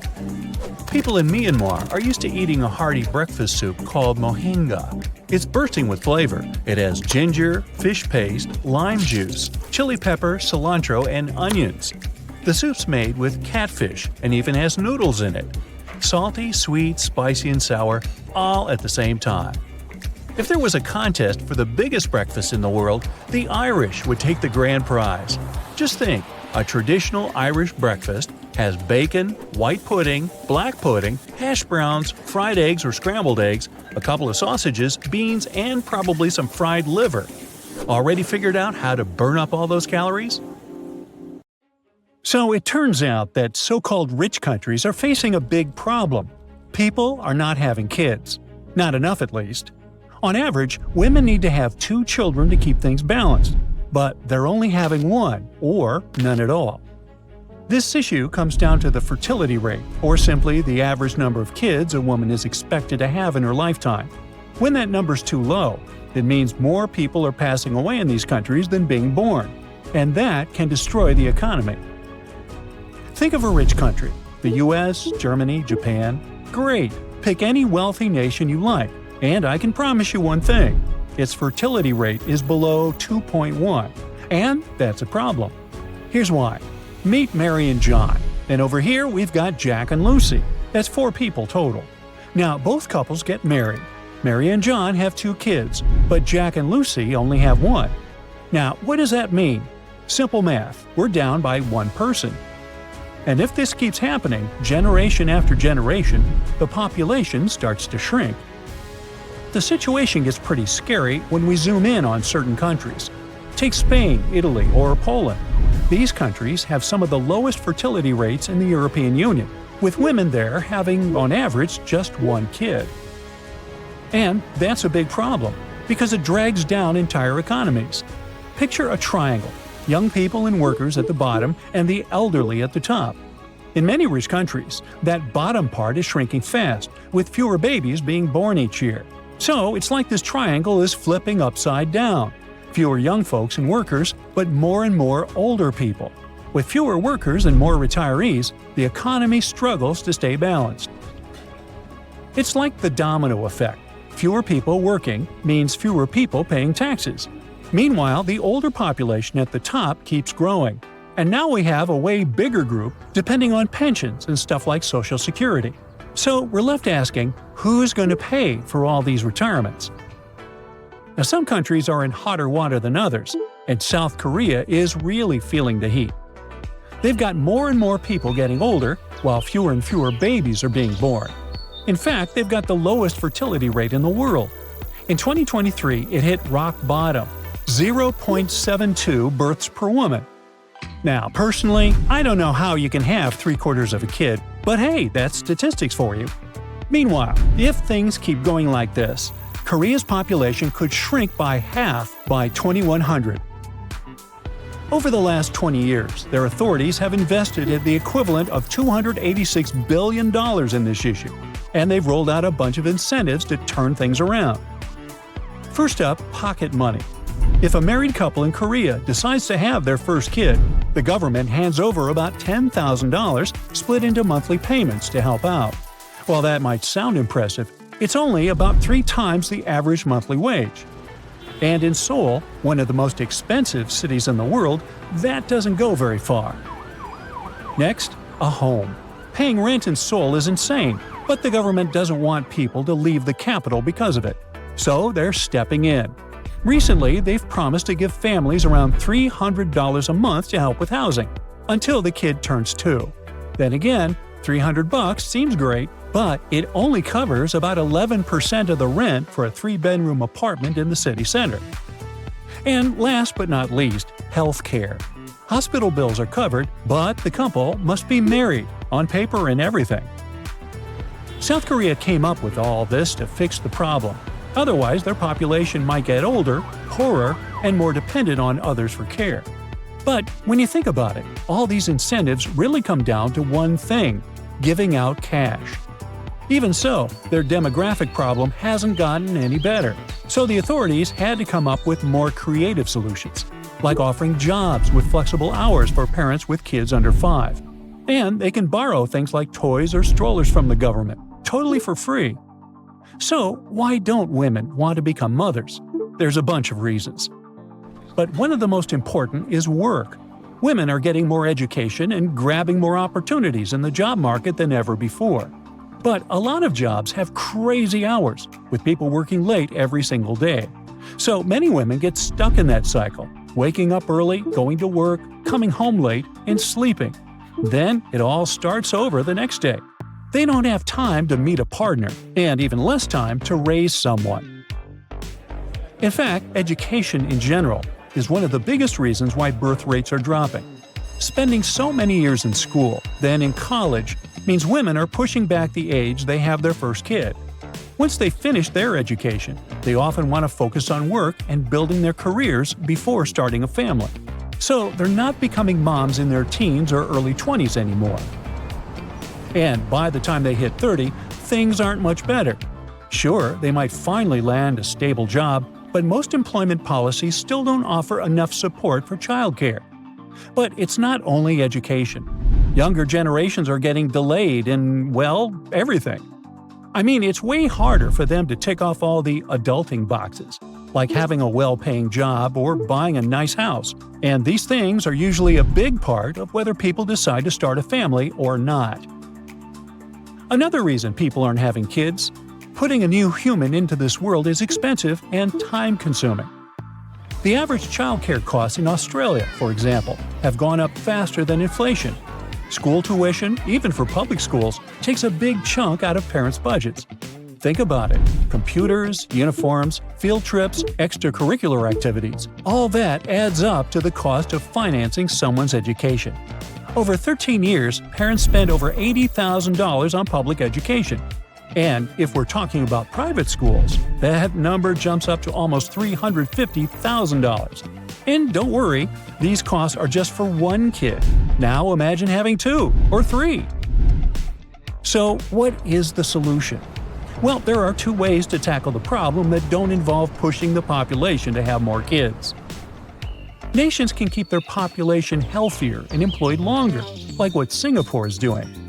They're putting a lot of effort into raising the retirement age, offering midlife training, and encouraging companies to hire older workers, like those over 69. Another way is to encourage people from other countries to come in, especially young ones who are ready to work.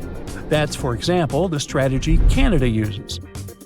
Now, if the goal is really to get women to have more kids, a lot of countries use the baby bonus strategy, basically giving money and benefits to families, just like South Korea does. The problem is that some experts say it is pretty ineffective, as financial incentives don't address the complexity of the issue.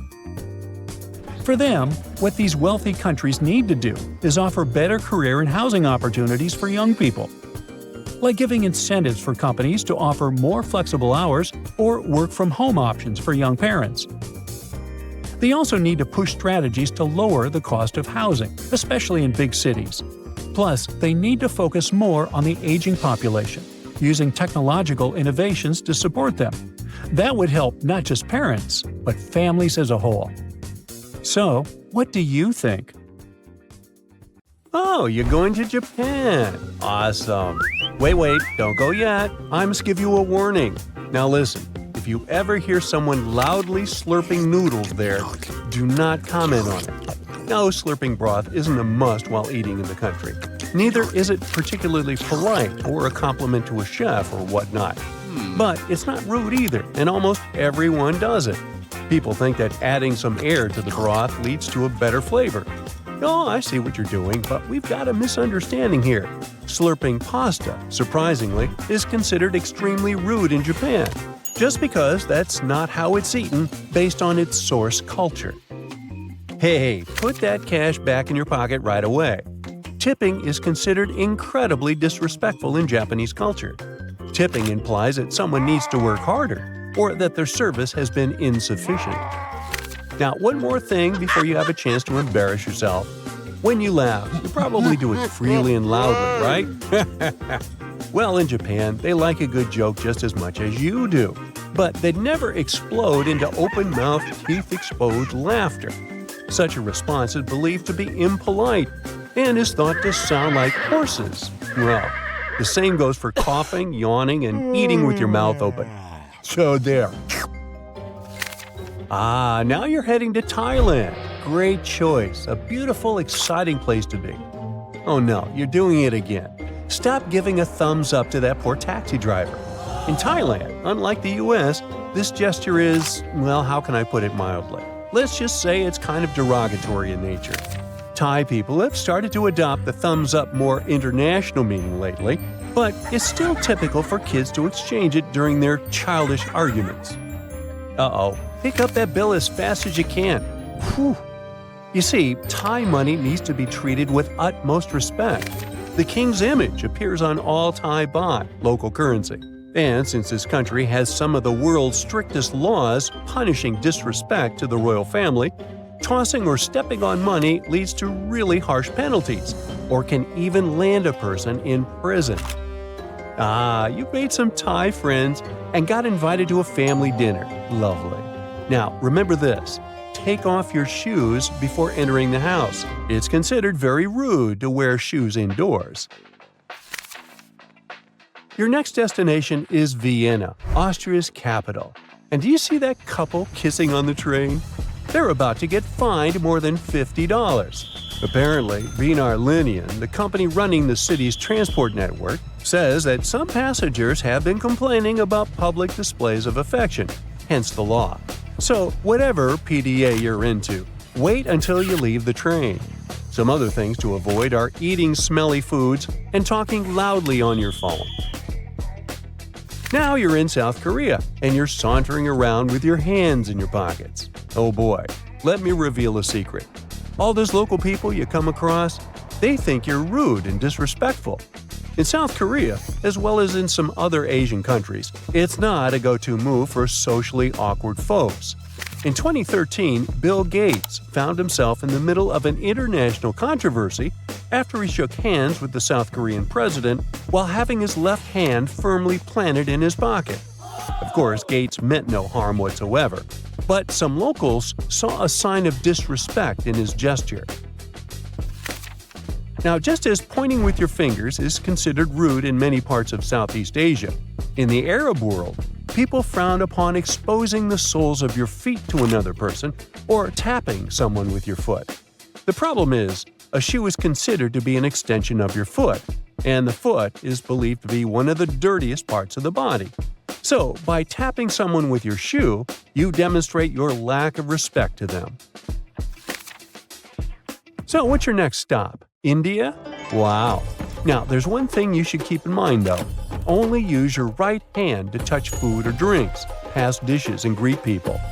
By the way, don't get surprised when everyone around you is eating with their hands. That's a cherished tradition in this country.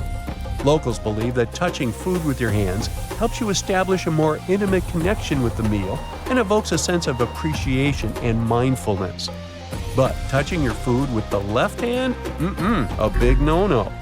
Historically, this hand is preserved for, let's say, bathroom activities. But even when using your right hand, you should know the rules. Only use your thumb, index finger, and middle finger when taking food, and only lick your fingers after you're done eating. Of course, strict adherence to the rule about the left hand varies, but to be on the safe side, avoid using it during meals. Do you know any other common behaviors that are frowned upon in India? Give us a comment below. In the US, people associate whistling with different things, from being carefree and open to not having enough self-awareness. But few people will find it rude.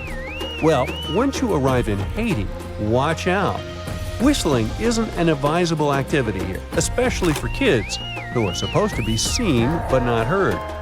One Haitian blogger claims that whistling, along with sitting cross-legged, making direct eye contact, and standing with your hands on your sides, should never be done around elders. You're quite a world traveler. Argentina is your next stop. Wait, where are you going? To a dinner party? But you're going to arrive right on the nose, and it's as unacceptable as coming to an American party an hour early. The hosts will still be in the throes of preparation, and they will likely not appreciate your punctuality. Interestingly, This kind of lax sense of timekeeping seems to extend to some other corners of Argentinian culture as well. Now I see you're about to enjoy a local dish in Portugal. No, don't ask the waiter for… too late. The thing is, by asking for salt and pepper to add to your dish in this country, you risk insulting the chef's skills. At the same time, if the salt and pepper shakers are already on the table, feel free to use them to your heart's content. Oh, and just in case, don't even think about asking for ketchup while in France. China is the next country on your list. Lucky you. I see you've already got a gift. No. Don't tear into it right away in front of the gift presenter. This is considered very poor form. First of all, because if one gift giver has outgifted another, it'll make the whole situation very awkward. What's more, digging right in might make people perceive you as a bit greedy. That lovely lady selling fruit in Vietnam says she hopes it won't rain. You agree and cross your fingers right in front of her face. She looks at you weirdly. No wonder, you've just made a terrible mistake.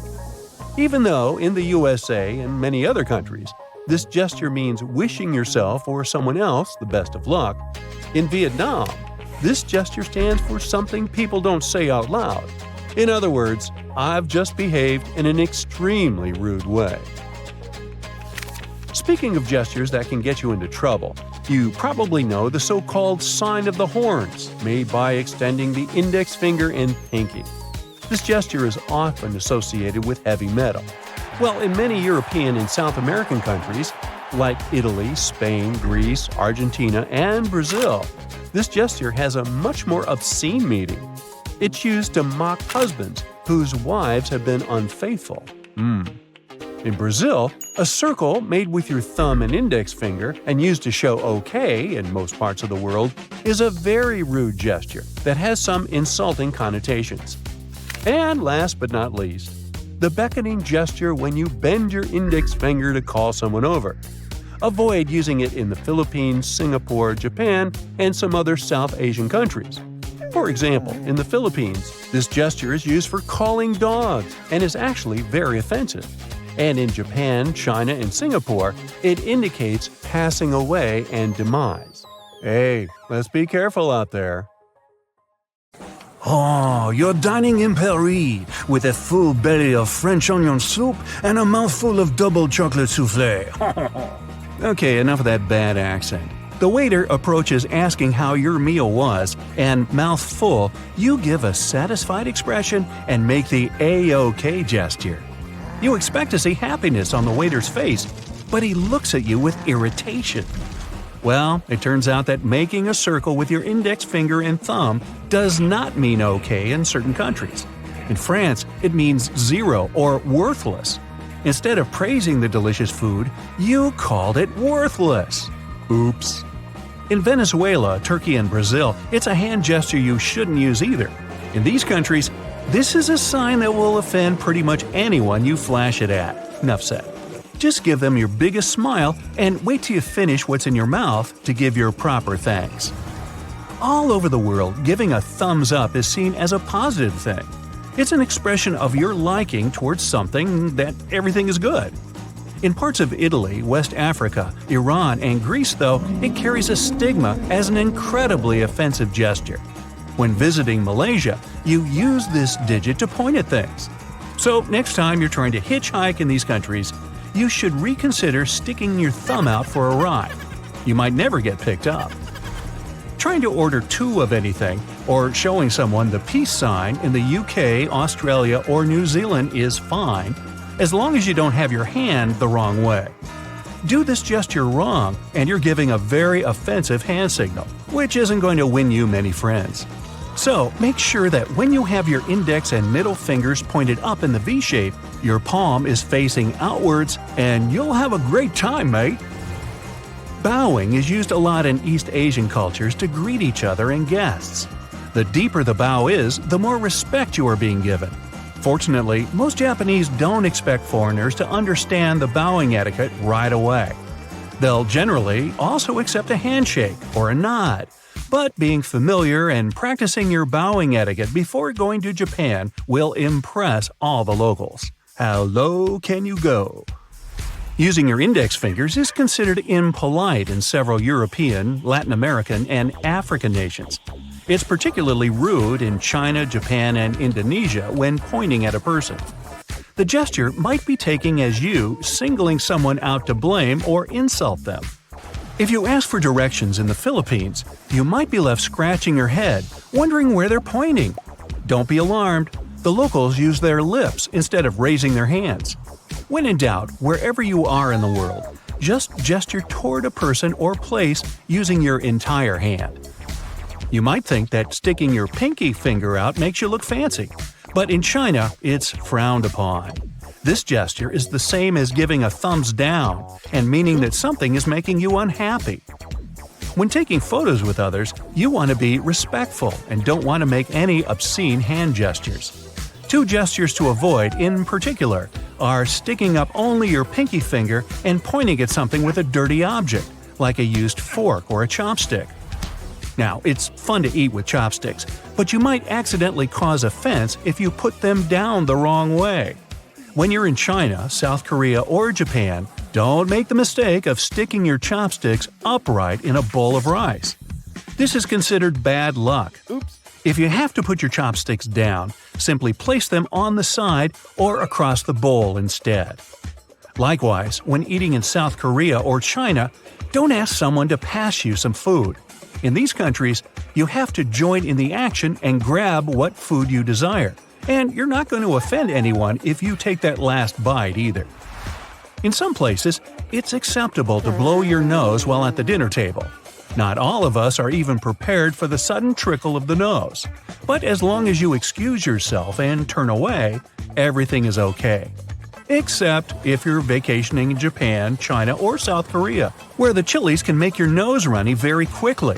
So never blow your nose in public. If you must clear your nostrils, consider leaving the table and blowing your nose in the restroom or hiding away from any other observers while being quiet. It's considered rude and unhygienic to the people around you. Always use a paper tissue, not a handkerchief, and throw it away after use. Fiji is one of the top destinations in the world. Beautiful beaches and friendly people. Spending your vacation on this island, you're bound to meet a few local Fijians that'll want to shake your hand for a very long time. It's customary to hold your hand for the entire time that you're exchanging greetings, no matter how long. You should also make sure not to pull away too quickly. It's considered very rude if you end the handshake abruptly. If you are in India, you put your hands together instead of shaking a person's hand. Holding your hands in a prayer formation, tilt your head down slightly and greet the person with Namaste, with your hands close to your chest. Crossing your arms means nothing in most countries. Maybe you're cold, bored, or it just feels more comfortable. In Finland, though, it's likely to send the wrong kind of message. Having your arms crossed means major disrespect. Finnish people see this as a sign of arrogance and defiance. It's done mainly to tell the people around you that you're looking for trouble. Yikes. This body language will be taken as a dare, so you're likely to be confronted if you do it. Specifically, avoid crossing your arms at people directly. You don't want to cause any trouble if you're over there on holiday. It might be tempting to shake hands with a person as soon as you meet them in Russia, but if it's in a doorway, forget about it. It's not the end of the world if you forget this simple rule, but some Russian people consider it to be very unlucky. Step all the way through the doorway before you extend your hand for a handshake. This goes for restaurants, homes, shops, and just about anywhere else you can think of with a doorway. Avoid this simple mistake and you'll save yourself some trouble and bad luck. The head is the most sacred part of the body in Thailand, so patting anyone on the head can be seen as a serious offense. In the United States, patting or ruffling someone's hair is meant to be playful or even an indication that someone's done a good job. But in Thailand, it's best to keep your hands away from other people's heads to avoid disrespecting or making them feel unclean. It's also wise to not point with your toes as feet are considered the dirtiest part of the body. Well, on holiday, the last thing you want to be doing is insulting people. Looking at your watch in the middle of a conversation can be considered extremely rude in the Middle East. It looks like you're in a hurry to get away from the person you're talking to. Even if you've got an appointment for something, you don't want to be rude. Let the conversation run its natural course before checking the time. In Arabic culture, once communication has started, it must take its time. Get it? Don't ever use the palm out, fingers up stop gesture in Greece.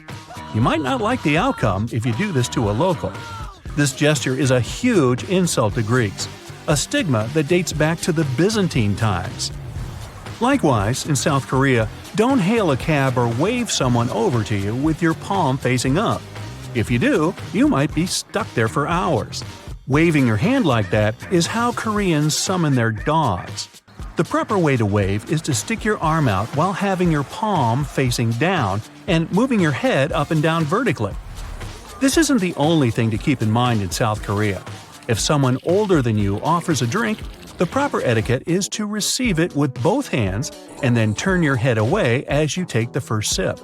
It's a show of respect, and respecting one's elders is taken very seriously in South Korea. Hey, want to have your very own bright side to your hoodie? Click the link below to choose your pick.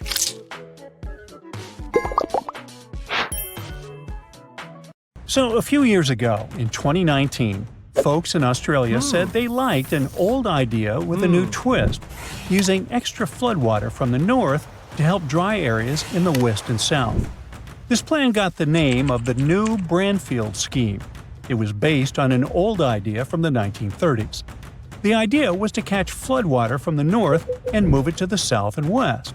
But the original plan never actually happened. Over the years, lots of experts said it wouldn't work. They thought it was too expensive and too tricky to build, even though it could potentially help fix drought problems in dry parts of Queensland. The original idea appeared a long time ago, when an engineer named John Brainfield got a big idea. He wanted to take floodwater from rivers in northern Queensland and send it inland to Lake Erie, one of the driest spots in Australia. He planned to use dams, pumps, really big pipes, and even tunnels to transport all that water over the Great Dividing Range, a big mountain range in Australia. The biggest dam would have been called Hell's Gate, and Brainfield wanted it twice as tall as what it was originally planned. This way, pumps and gravity could help move the water over the Great Dividing Range. The water would then flow south and help irrigate farmland near places like Hughenden. It would change the weather, make it rain more, and turn the dry land into green farms.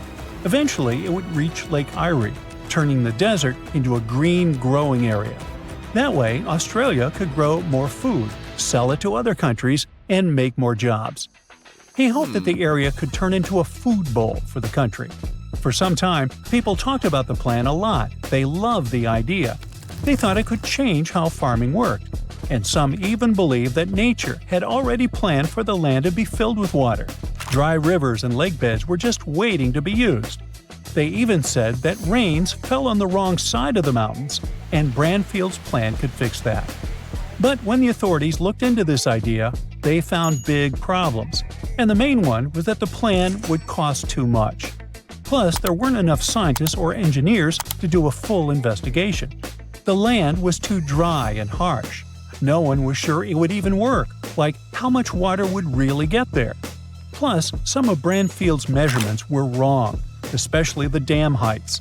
So, in 1947, they officially shut the project down, claiming that even if they built the project, it wouldn't be worth it.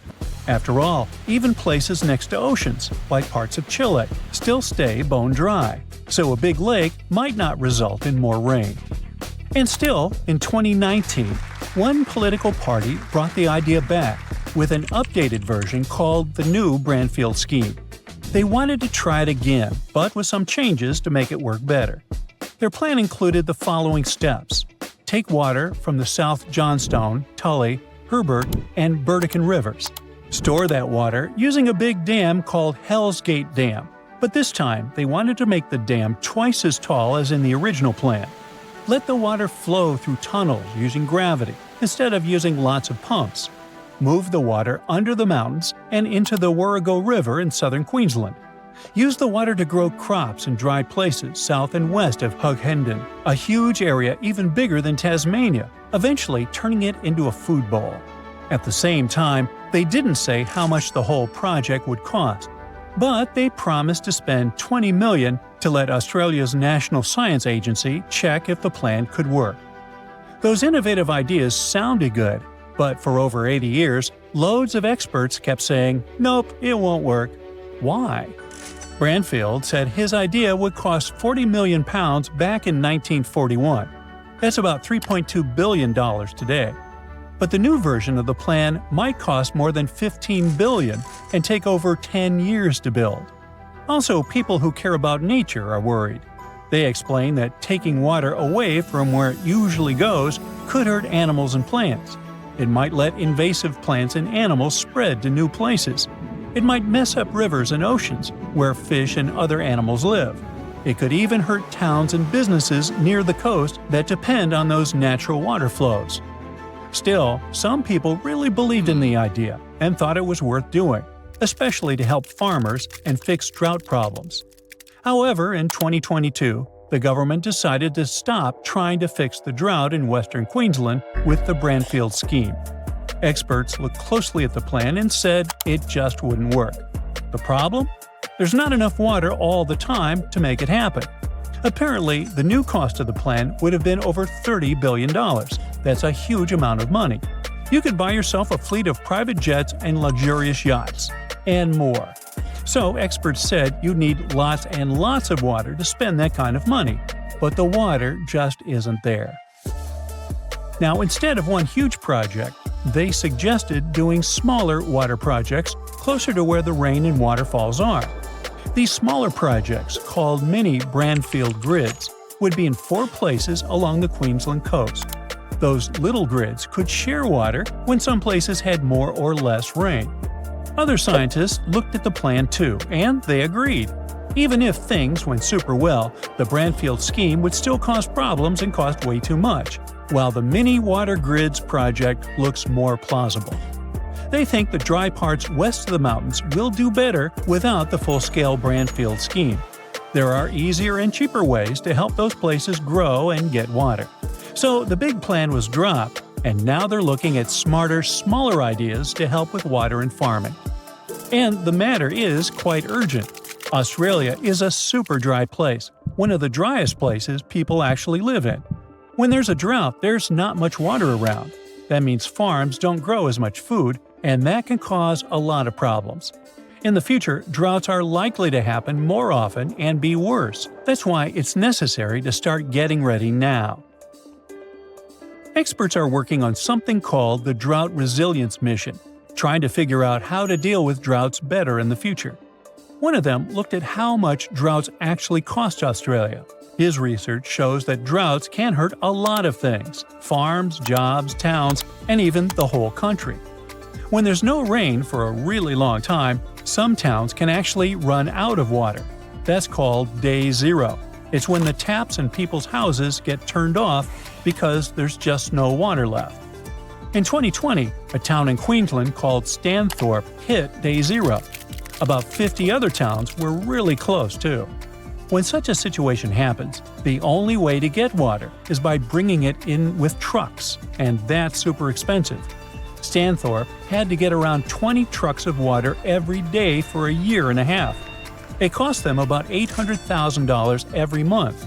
In the end, they spent over $14 million just to have water. Luckily, it started raining again and filled the dams back up. But the authorities are working on ways to stop this kind of thing from happening again. They want to help towns be ready so they never run out of water like that.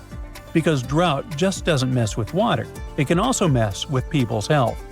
When everything dries up, plants vanish and the soil gets loose. Then the wind picks it up and makes huge dust storms. Those dust clouds can blow really far, even into such big cities as Sydney. That's what happened in 2018. The air got so bad that kids, older people, and anyone with breathing problems had to be extremely careful.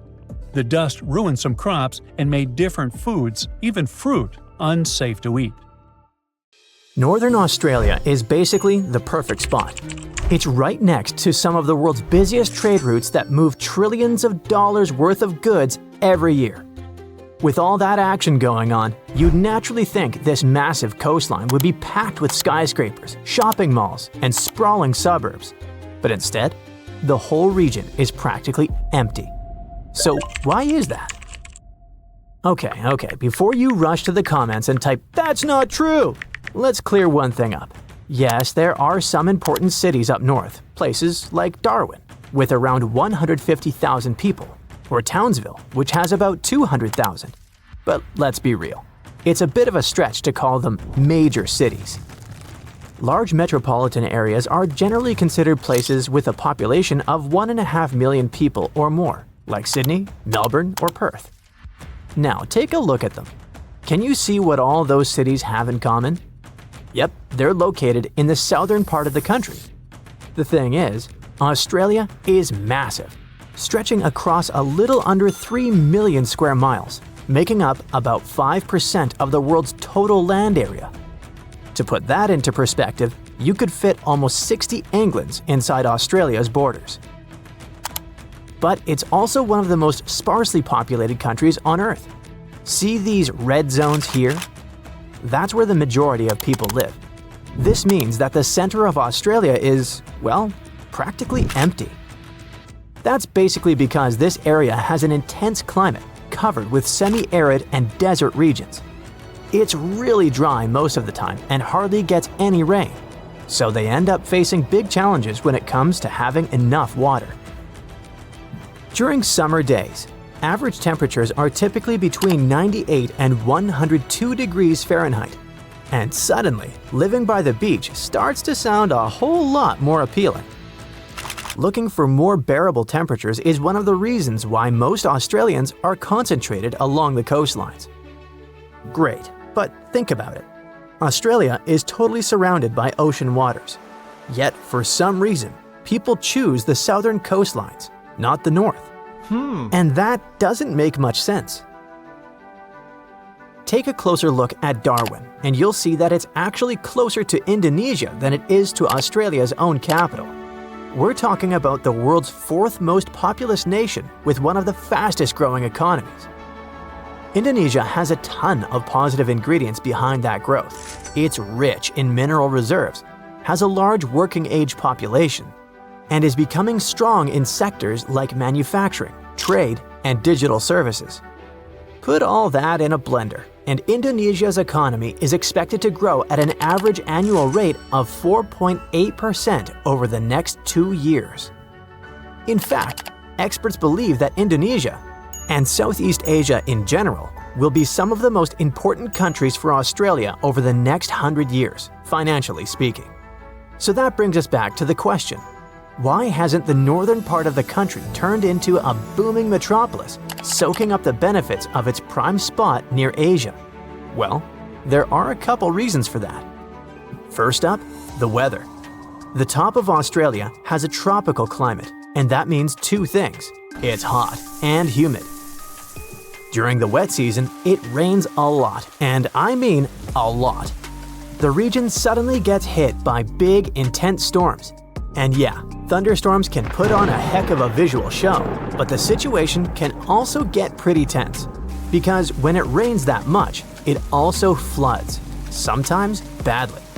And that can lead to roads being closed and towns getting completely cut off. As a result, producers have a hard time distributing their goods, and stores sometimes end up with empty shelves. It's like a domino effect. The afternoons feel super sticky, with the air so humid it feels like you're walking around wrapped in a warm, wet blanket. During the wet season, the humidity often stays above 70%. But sweat isn't the only problem. The real issue is that all the heat and dampness cause infrastructure to wear out a lot faster. The wet season also means it's a tropical cyclone season. Cyclones can stick around for days or even weeks and often follow messy, unpredictable paths. They're dangerous and bring all kinds of hazards, like extreme winds, heavy rainfall, and storm surges. Then, a few months later, comes the dry season. Humidity takes a break, and there's very little rain. But that means the same wetlands dry up and vanish under the scorching sun, leaving cracked earth behind. That leads to dust, fire risks, and water shortages. This kind of wild weather might work out fine for small towns or a few businesses, but it's a real problem if you want to develop a big city. Major cities need reliable infrastructure and steady access to water and energy, and the North doesn't provide any of that easily. Maintaining a modern city up there would cost a fortune, without a big local population to help pay for it. Mining companies do operate in the North, extracting minerals, gas, and other resources, but they don't build cities, they build temporary towns. Workers fly in for a few weeks, then fly back home. There is money in the North, but it doesn't translate into busy centers. Alright, so here's the second reason why there aren't any big cities up north. The place is super remote. Sure, it is closer to Asia, but that's a whole other continent. When it comes to Australia's own big cities like Sydney or Melbourne, it's really far away. The problem is that the North has always been lacking good roads and railways, and that's related to how things played out in Australia's history. Some would say it's kind of a too little too late situation. Because, you see, back when Britain first settled Australia in 1788, they made practical choices. Over the years, settlers picked spots with safe harbors, manageable weather, and fertile soil. All things the northern coast just didn't have. Early attempts to build towns up north like Port Essington and Fort Wellington failed spectacularly because of disease, isolation, and harsh conditions. Only Darwin managed to survive, but like I mentioned earlier, it never grew into a major city. But none of this means the region was empty before Europeans arrived. And that brings us to reason number 3, protected areas.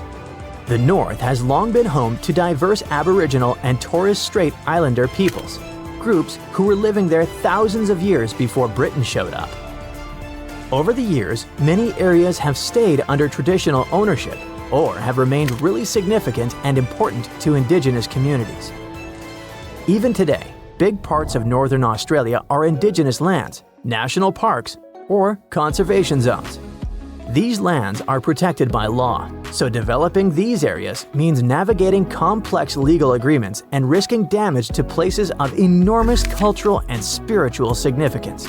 In other words, it's not exactly easy to just come in and say, "Hey, let's build a big metropolis right here." But it's not like the idea hasn't crossed people's minds. Experts have come up with plans every now and then to open up the North. Many of those plans have ended up failing, mostly because of all the reasons I've already talked about in this video. Even in 2025, the North's remoteness is still a problem, but that doesn't mean it can't be developed. And right now, there's fresh buzz around that old dream, with the Northern Australia Action Plan working to crack the code. Authorities are pouring billions into roads, ports, and infrastructure, hoping to spark industries like clean energy, minerals, and agriculture, all while working closely with Indigenous communities who call the North home. It's a bold vision, sure, but it just might finally turn this vast, wild region into a thriving frontier. For now, though, we just have to accept that the North remains mostly wild, full of intense storms, breathtaking landscapes, and unique animals you can't find anywhere else. Have you ever noticed how insects seem to get bigger in certain parts of the world? Take Australia and the Amazon rainforest, for example. They're notorious for having some of the largest and creepiest crawlies around. What's the deal with these hotspots of insect activity? Warmth plays a part in insect growth, but it's not the only factor at play. You won't get bugs that large out in the desert, for instance, despite the heat. The real secret lies in their access to water. In tropical and subtropical environments, there's usually plenty of moisture to go around, which means a year-round supply of delicious snacks. Speaking of snacks, that's where things get interesting. The warm, wet environment creates the perfect conditions for an all-you-can-eat insect buffet, which allows insects to grow and thrive over time. This is true for rats too. Just look at the giant rodents that live in cities, where they can feast on all kinds of garbage and scraps. For bugs, the perfect gem is usually found near the equator, in places like Central and Southern America, parts of Africa and Asia and Northern Australia. Have a look at this one. It's special not because of its large size. Humans rarely see this insect. It's a wood moth and was spotted at a school in Australia. The school is close to a rainforest. It holds a record for being the heaviest moth in the world. It had a wingspan measuring up to 9 inches. In Australia, there are about 60 species of wood moth. Yet many aren't as big as the giant wood moth. The students get to face many animals on campus, such as bush turkeys, koalas, and snakes. But according to the principal, seeing a wood moth was a brand new thing. When we start talking about insects in Australia, it's also hard not to mention spiders. They are impressively big. Again, it's all thanks to the warm climate and abundance of food sources in the Australian bushlands. Like most cold-blooded animals, spiders tend to grow bigger in warmer places. The Australian climate, especially in the northern and central parts, is hot and humid, making it the perfect environment for spiders to grow and thrive. Spiders are also sensitive to temperature, so warmer climates provide them with longer periods to grow before reproduction. Australia's vast bushlands provide more insects for spiders to prey on, making them bigger and stronger. From the crab spider to the Australian bird-eating spider and the huntsman. Although they may look scary, most of them are not dangerous to humans. Now we can take a deep, relaxing breath. So, how do Australians handle big spiders without going crazy? I mean, we are talking about a country that is home to about 10,000 species of spiders. Australians treat spiders with respect, despite the cases of spider bites. They acknowledge that these creatures are not here to scare people. They're an irreplaceable component of the ecosystem. When they face a spider at home, they call the experts if there's no one brave enough to capture the spider and take it outside. Here are some weird-looking animals from Australia. I must admit some look creepy, and some look cool. This one here is a hot pink slug. It has a striking bright pink coloration, which is believed to be an adaptation to their environment. This creature is among the rare and endangered species. You can find it only in a single place, Mount Kaputar National Park. It's near an isolated forest on an old volcano. Insects are part of everyday life in certain parts of this country. A person was mowing the lawn and a surprise was waiting for them. They discovered this 14-inch tall insect. And this person was kind enough to fill the bird bath on a hot day. Then they noticed that birds didn't go near the bath. They wondered why and checked it out. Well, hello there. Next up, we have this giant insect, and it's still alive. Why is it such a shocking thing? Because, it was declared extinct nearly a century ago. I guess it's back from the other side? It's the Lord Howe Island stick insects, aka the tree lobsters. These giant bugs, measuring about 6 inches, used to call this place their home sweet home, but black rats had other plans. These rodents invaded the island, gobbling up everything in their path, including the poor stick insects. By 1920, the bugs were officially declared extinct, but as fate would have it, they made a comeback more than 40 years later on Ball's Pyramid, a volcanic sea stack located 12 miles away.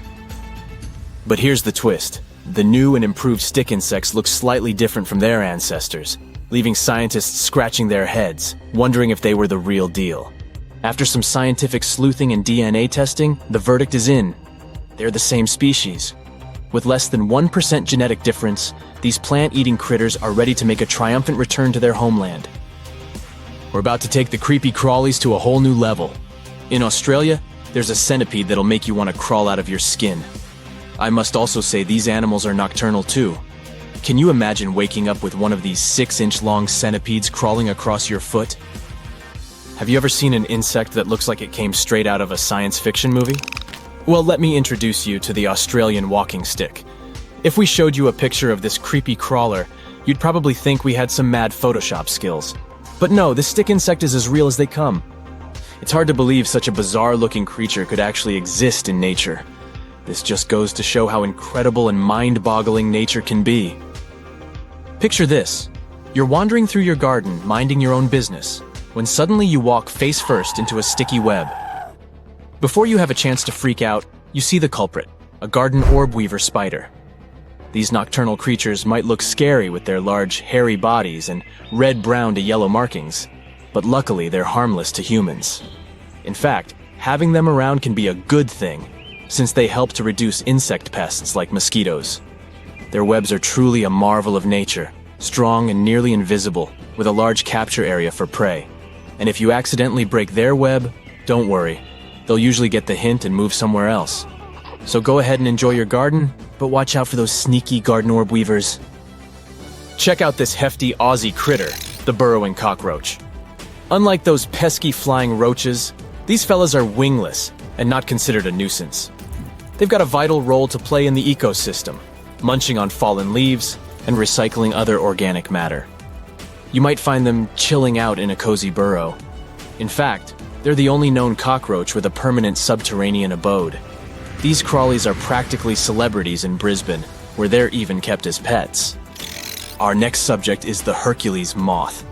This little thing can only be found chillin' in New Guinea and northern Australia. Now let's talk about why the Hercules moth is so impressive. For starters, it's massive. It boasts a wingspan of 11 inches, making it the biggest moth in all of Australia. Not only that, but its wings have a surface area, making it the largest of any insect alive. Talk about impressive. When it comes to appearances, the Hercules moth is mostly golden brown and white, with see-through spots on each of its 4 wing sections. The coloring and patterns don't differ too much between males and females, but the males have longer, skinnier tails on their wings. The thing about these types of animals is that you never know where they'll fly. Will they land on your shoulder or the tree next to you? Have you ever encountered a giant insect? If yes, what did you do? Tell us your story. On March 24th, European skies were dominated by a glowing, insane blue spiral. The eerie sight kept growing, expanding, almost like the whole Earth was about to get sucked into a vortex. And after a couple of minutes, poof, it suddenly disappeared. Even though it looked like some kind of extraterrestrial tech, there's actually a very human explanation behind it. Photos of this strange swirl started popping up all over Europe, with people sharing them from countries like the United Kingdom, France, Norway, and Germany. But if we really want to figure out what happened, we have to look all the way over to the United States. Turns out, on that same day, SpaceX's Falcon 9 rocket was launched from Florida at around 1:50 in the afternoon local time. So while most people in the US saw clear skies after the launch, it actually caused that strange anomaly in the European skies. And that happened because Falcon 9 is a reusable rocket. So, after launching into space, it releases what is called its payload. And by that, I mean whatever it is carrying, like a satellite. After completing its mission, the rocket itself turns back toward Earth. As it does, it ejects any leftover fuel, which instantly freezes due to the high altitude, forming a spiral pattern because of the rocket's movement. Light then reflects off the frozen fuel, making it visible from Earth. Basically, that's what the blue spiral was, leftover fuel released by the rocket in space. So, should we be worried down here on the ground? I mean, is it dangerous? Well, no. It's not like it was some kind of spacecraft accident, it's just leftovers and light. And this is totally normal for the Falcon 9 rocket. Even though it went viral this time, the same phenomenon was spotted about 4 years ago. Back then, people speculated all kinds of things, like a swirling galaxy moving across the sky, or even an unidentified, unexplained flying object. But nah, it was just one of Elon Musk's space toys. Speaking of which, his space agency is also behind another eerie sighting that's becoming more common. On clear nights, many people have reported seeing a strange string of lights moving quickly in a straight line, almost like a train of stars. Those aren't drones, and they're definitely not perfectly organized shooting stars. These strange lights are actually Starlink satellites from SpaceX. You know, that project that beams high-speed internet from space using thousands of tiny satellites, basically turning the entire planet into a giant Wi-Fi zone. But wait, satellites don't have lights on them. So how is it possible that they look so bright at night? Well, Basically, what we're seeing is the sun reflecting off the satellites as they travel through their lowest orbit, and they're only visible if the sky isn't too bright. What's really impressive is that you can see this same event more than once on the same day. That's because Starlink satellites travel at a staggering speed of 300 miles per minute, and they complete one full orbit of Earth every 90 minutes. So, doing the math, that means you could spot those satellites within 2 hours of a previous sighting. Without a doubt, the beginning of the year was busy for skywatchers in the United States. In February, they got to see this stunning, cloudy jellyfish shape taking over the sky. What do you think it is? If you guessed another thing related to SpaceX, you're right. This is another art created by a Falcon 9 rocket. This time, it happened because the rocket was launched during the evening twilight. The light from the setting sun bounces off the rocket's smoke trail, creating this amazing effect. Now, let's move on to Italy, where another creepy event occurred. It was a stormy night, and suddenly, way up in the sky, a giant glowing red ring flashed for just a split second. Nope, it was not an extraterrestrial portal. This is something called an ELV. This happens when a powerful lightning strike sends out an electromagnetic pulse that hits the ionosphere, which is a super high up layer of our atmosphere. When this happens, nitrogen atoms up there get excited and glow red, creating a massive but super quick light show. Another red phenomenon happened in Scandinavia, but instead of a ring, it was more like a streak of light. This is known as a stable auroral red arc, or SAR. Despite the name, it's not an aurora. It's something much rarer. This phenomenon happens when the Earth's magnetic field, which acts like a big protective shield, gets disturbed. This disturbance causes some gas in the atmosphere to get super hot, thanks to a huge electrical current around the planet. What's weird is that only oxygen gets heated up during a SAR, which is why these light shows always glow that same red color. And fun fact, this event is more likely to happen after a big solar storm weakens Earth's magnetic field. It is impressive to see phenomena like this with the naked eye, but the view from outside Earth can be just as stunning. In 2022, an astronaut aboard the International Space Station spotted two bizarre blue blobs of light glimmering in our planet's atmosphere. They happened at the same time, but they weren't related at all. One of them was a massive lightning strike that hit right next to a large circular gap in the clouds. The lightning lit up the surrounding cloud walls, creating a glowing ring around the hole. Another one was caused by the moon. The way the moon was positioned made the sunlight it reflected pass through Earth's atmosphere, creating a bright blue blob with a fuzzy ring around it. And if you're wondering what that weird orange halo is, running parallel to the curvature of the Earth, I've got you. That's the edge of the atmosphere, also known as Earth's limb. And this is what it looks like when viewed from the International Space Station. In Canada, residents of central Alberta were looking up at the sky one night when they suddenly saw something strange. A bunch of vertical beams of light that seemed to be coming from the ground and reaching up into the blackness of space. It sure looked like something out of a science fiction movie, but this is actually just an optical illusion. Yep, it's a visual trick caused by some specific winter conditions. This phenomenon happens when light is refracted by ice crystals. Here's what's going on. When it's freezing outside, tiny ice crystals form in the air. These crystals are super thin and flat, so each one acts like a tiny mirror that reflects light sources positioned below it. Basically, the crystals reflect the light straight up, creating those glowing vertical beams. And it can be caused by any light source, like the sun or the moon. But in most cases, the sources of these light pillars is man-made, like car headlights or streetlights. Even though the phenomenon is completely natural, it rarely happens, and only in very specific situations. First, it has to be freezing cold. On that particular day in central Alberta, for example, the temperature was around minus 30 degrees Fahrenheit. Then, the weather has to be calm, with no wind at all. If a storm breaks out, forget it. You won't be able to see the light pillars. And don't mix them up with auroras, okay? Auroras are mostly seen in high-latitude regions, like around the Arctic and Antarctic. Since they happen way up in the atmosphere, they're visible over large areas. Light pillars, on the other hand, are more localized and concentrated in a much smaller area. But hey, no matter which one you spot, if you're lucky enough to see one of these amazing sights in the sky, you're in for a show you won't forget.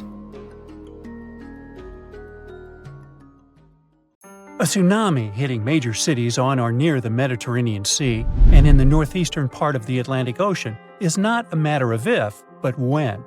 It is scary and surreal to think that places like Cannes or Barcelona could suddenly get slammed by a huge wave, but the fact is, European coastlines are in active tectonic areas. Only about 10% of all tsunamis worldwide happen in the Mediterranean, and there have been at least 290 tsunamis in this area since 1600, before Common Era.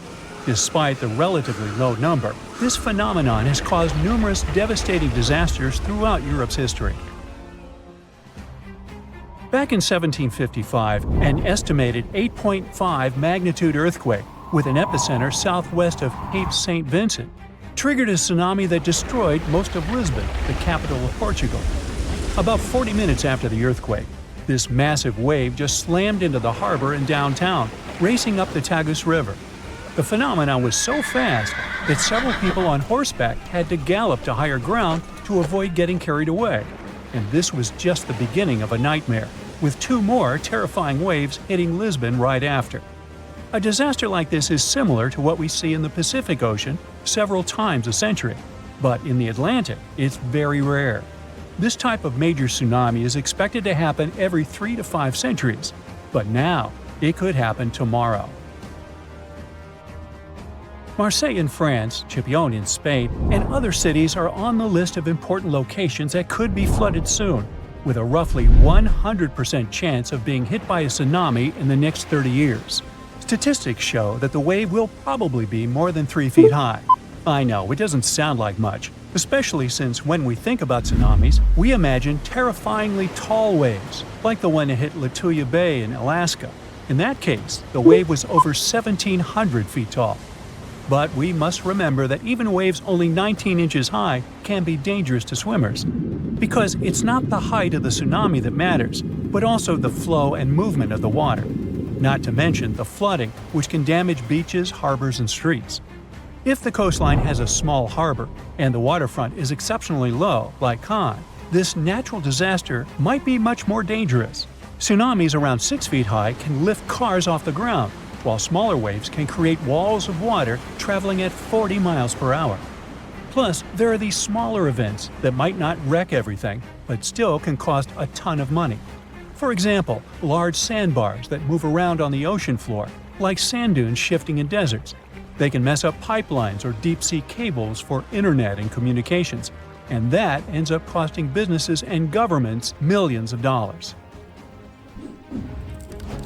That's why organizations like UNESCO are worried about the possibility of a dangerous tsunami hitting Europe soon. So they're doing everything they can to prevent apocalyptic scenarios, like what happened in 2004 when an earthquake off the coast of Sumatra, Indonesia, caused waves over 100 feet high in coastal communities, resulting in over 200,000 lives lost.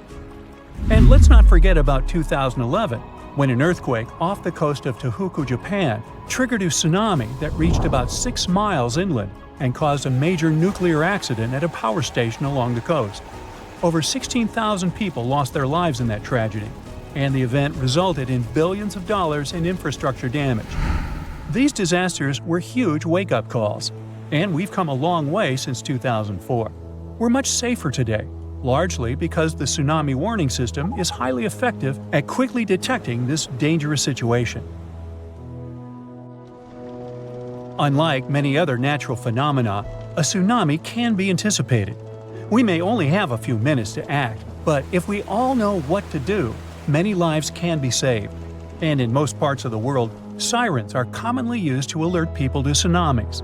To sound the siren as early as possible, initial tsunami alerts usually rely only on seismic data. First, specialists receive information about an earthquake. Seismic waves travel about 100 times faster than tsunamis, so they have enough time to analyze the data and see if the earthquake might have generated a tsunami and whether they should issue an initial tsunami alert.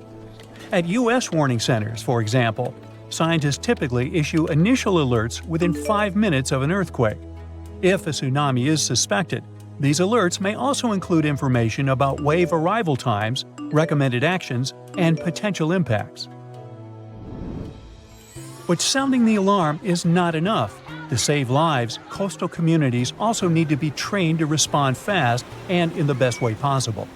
That's why UNESCO produced this program called Tsunami Ready, aiming to train people living in coastal areas at risk on how to act in case of a tsunami event by the year 2030.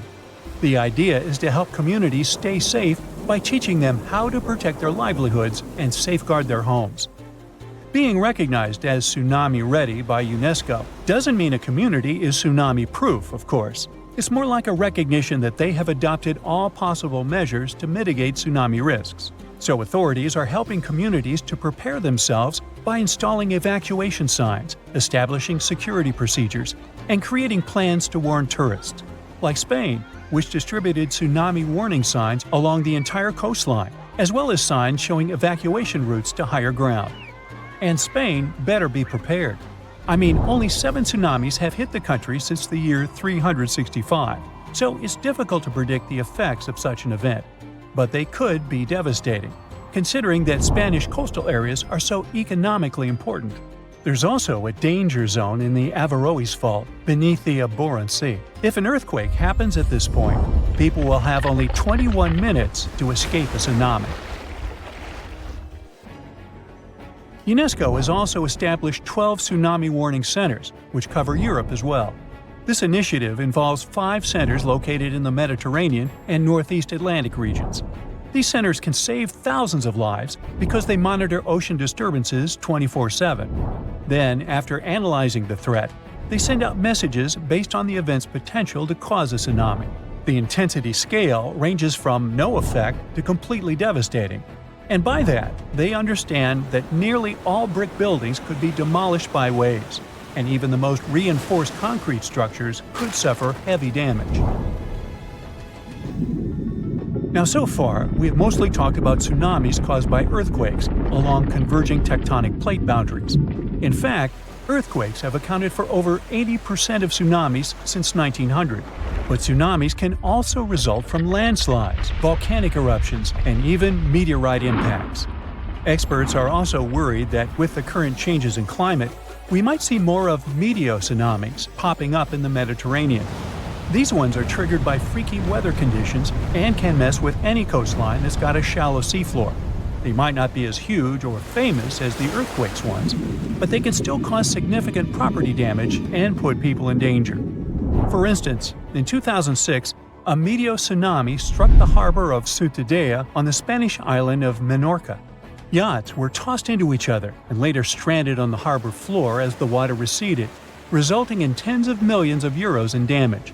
Unfortunately, meteotsunamis in the Mediterranean tend to be stronger during summer, so if you're planning to spend your vacation in Europe, stay alert for any signs of dangerous waves.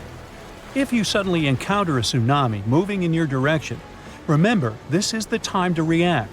Move to higher ground as far inland as possible. Pay special attention to any emergency alerts and information, and follow the guidance of local authorities. Most importantly, do not wait around taking photos. Leave the area as soon as you notice any signs of this danger event, or if you hear an official tsunami warning. Hey, stay safe. So look at this narrow passage between the north of Morocco and the southern part of the Spanish region. It's called the Strait of Gibraltar. There are only 8 miles between the two continents, but for some reason, there's no bridge, despite people having been dreaming for centuries about connecting these two regions. There are places in the world where a bridge over water stretches for a much greater distance. For example, the Lake Pontchartrain Causeway near New Orleans, Louisiana, goes for 24 miles, which is 3 times the length of the hypothetical bridge between Africa and Europe. That's listed in the Guinness Book of World Records as the longest continuous bridge passing over water. It consists of 2 parallel bridges and connects the urban area of New Orleans with small settlements in the north of Lake Pontchartrain. 9,000 concrete piles hold more than 1,000 decks above the water. This large-scale structure was built in the middle of the 20th century. It only took 14 months from the start of construction to its completion. American engineers created a unique technology for attaching concrete piles to the base of the bridge, and this bridge is still functioning. So, what's the problem with building a shorter bridge to connect Africa and Europe? Let's first find out the value of the 8-mile bridge that could connect 2 continents and the reason why everyone is talking about it. In fact, the value of such a bridge would be enormous. Diamonds, oil, minerals. Africa is full of valuable materials, and Europe is happy to buy these things. This theoretical bridge could allow people to transport things for trade quickly and comfortably. But now, the exchange of goods between Africa and Europe is only possible thanks to airplanes and cargo ships, and airplanes are extremely expensive because of hefty fuel price tags. In addition, air travel is often delayed because of bad weather. There are long customs procedures and transportation from the airport to the destination. Ships can also be a problem. The narrow area of the Mediterranean Sea, where the 2 continents are closest to each other, is a dangerous place because of storms and strong currents. The transportation of your diamonds is highly dependent on weather conditions. The second advantage of such a bridge would be the creation of tens of thousands of jobs. People from Europe and Africa would build hotels, ports, parks, and even small towns for each other. The coastal parts of both continents would become a new economic center. And just imagine how much investment those places would attract. Europe and Africa would be much closer than ever before. You could drive from a small Spanish town to a safari park in northern Morocco, buy Moroccan tea, get some argan oil, and go home for the evening. Or you could take a high-speed train across the beautiful Mediterranean Sea. People would open hundreds of restaurants, amusement parks, shopping malls, and a museum next to this bridge. But, unfortunately, it's impossible to build such a bridge, at least at the moment. And here's why. The main problem is the Strait of Gibraltar itself, because of its strong currents and seismic activity. How can you start large-scale construction if, in a couple of days, an underwater earthquake can trigger giant waves and take all the ships underwater? Even if you build a bridge, rapid streams of water that constantly change direction can shake the entire structure and tear the connecting parts of the construction. The bridge over the Strait of Gibraltar must have a strong, sturdy system that will withstand seismic activity. Huge resources are required to create such a complex structure. Despite the dangerous passage between the 2 continents, it remains one of the busiest points in the world. It's the only place on the planet connecting the Mediterranean Sea and the Atlantic Ocean. About 300 ships pass through this area every day. Not only merchant ships, but also fishing vessels and tourist boats. There are not so many places in the world where you can watch whales coming out of the water. Not only people, but also marine creatures often visit this passage because of the peculiarities of the sea currents. But we'll talk about that later. Another problem is the depth of the strait. In simple words, any bridge over the water is built on long metal piles. Builders and engineers stick piles into the seabed and use them as a holding base for the whole construction. But installing such piles firmly enough is a difficult task because of the uneven seabed. The seabed has a unique geological landscape, irregularities, and different densities of the Earth's rock. There are also reefs, rocks, and pits. Any seabed requires extensive geological studies before piles are installed. However, the bottom of the Strait of Gibraltar is especially difficult because of its depth, almost 3,000 feet. It's one of the deepest straits in the whole world. Just imagine, you'll need the height of 10 Statues of Liberty to reach the surface of the water from the bottom of the strait. What kind of pile should be used there to hold the entire bridge? Most likely, one pile will have to consist of several parts connected into one large metal rod. And don't forget about seismic activity. Let's say you've installed perfectly strong piles, but the next day an earthquake occurs and destroys the entire structure. And a strong current is carrying fortifications all over the Mediterranean Sea. The next problem is probably the most important one, because it concerns marine life. The Strait of Gibraltar has a high salt content. This natural element makes water heavier and makes it descend to the bottom of the deep Mediterranean basin. Then, this salt water pushes up cold water from the seabed into the Atlantic Ocean. These changes in water density, as well as fast currents, create sea vortices and turbulence. It's like a raging cauldron of cold water that raises a lot of nutrients to the surface. The hollows and hills of the Strait of Gibraltar are filled with different substances and sunlight, and this creates ideal conditions for the formation of phytoplankton. Whales, dolphins, and other marine creatures adore this delicacy. That's why you can see about 7 species of whales and dolphins in this place. What might happen to phytoplankton after the start of global construction? Carbon dioxide, crushed rock, tons of dust and ashes, falling building materials. All of this could significantly pollute the environment. Without phytoplankton, many fish would go extinct. Without fish, thousands of fishers wouldn't be able to get food and earn money. But even if the bridge was built, cars and trains would continue to pollute the air and water. This disruption of the delicate balance in this narrow strait can lead to larger-scale environmental disasters. Dolphins and whales may leave to look for food elsewhere, and thus take resources from other marine inhabitants. Like falling dominoes, one problem can follow another. And all this because of one bridge. In 2007, the Spanish Ministry of Environmental Protection introduced speed limits for all ships sailing through the strait in order to not disrupt the delicate balance of nature. At the beginning of the 20th century, a French engineer proposed a project of a bridge, but it was rejected because it was too complicated and costly. People also tried to develop a 23-mile-long tunnel, but this project also faced financial and technical difficulties. People are still dreaming of a bridge over the Strait of Gibraltar. Perhaps, in the future, when we develop cooler technologies, we'll be able to build this thing. Oh, by the way, there hasn't always been water between these two regions. In the distant past, the two continents were connected. The entire Mediterranean Sea is the remains of the Tethys Sea that existed before the era of dinosaurs. Then the African and Indian plates collided with the Eurasian one, and the Tethys Sea completely disappeared. In its place, a land bridge was formed that separated the Mediterranean Sea from the ocean. Without access to water, the sea dried up about 6 million years ago. But then, when the bridge came down, the water began to fill the dried-up pool. For tens of thousands of years, the narrow plate sank lower and lower, and the Mediterranean Sea eventually got its current water levels. If you're planning a trip across the Atlantic, you should prepare for more than just the jet lag. Depending on where you land, life in Europe can seem a bit unusual. So it's best to do a bit of research before you travel.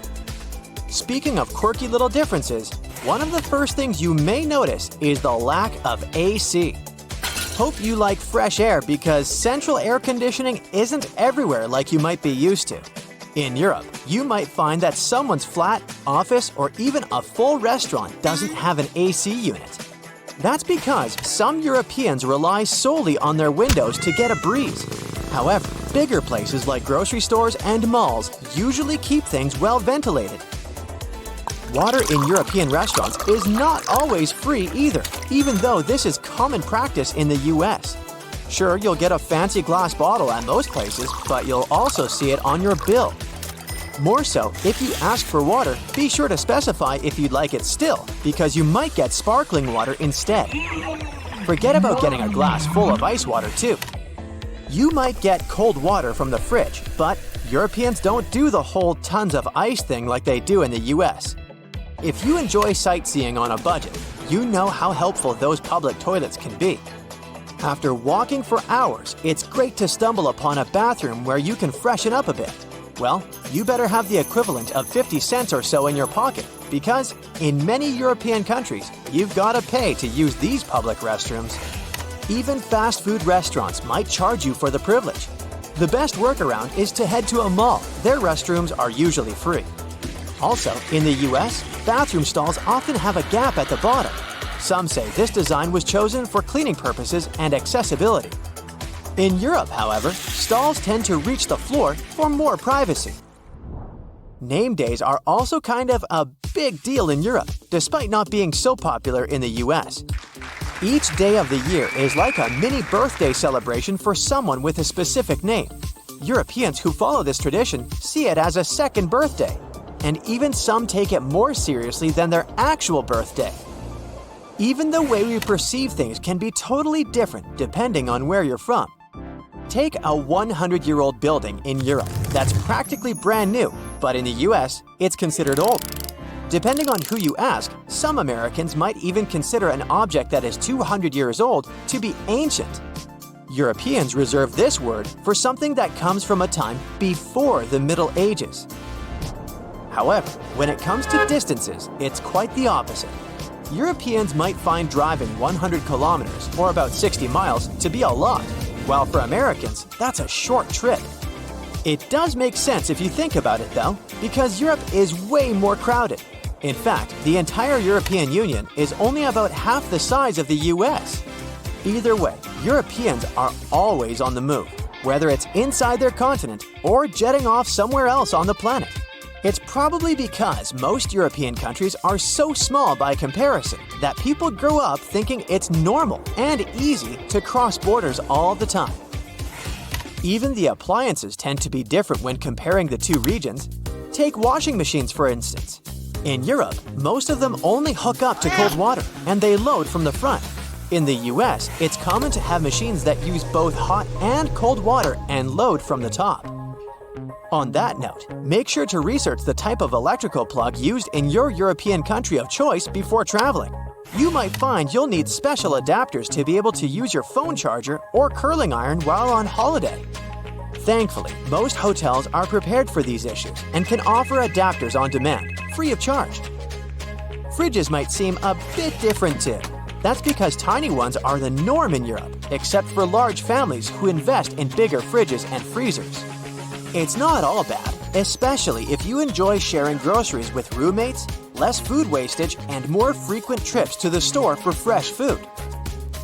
Might also want to polish your metric system knowledge before heading to Europe too.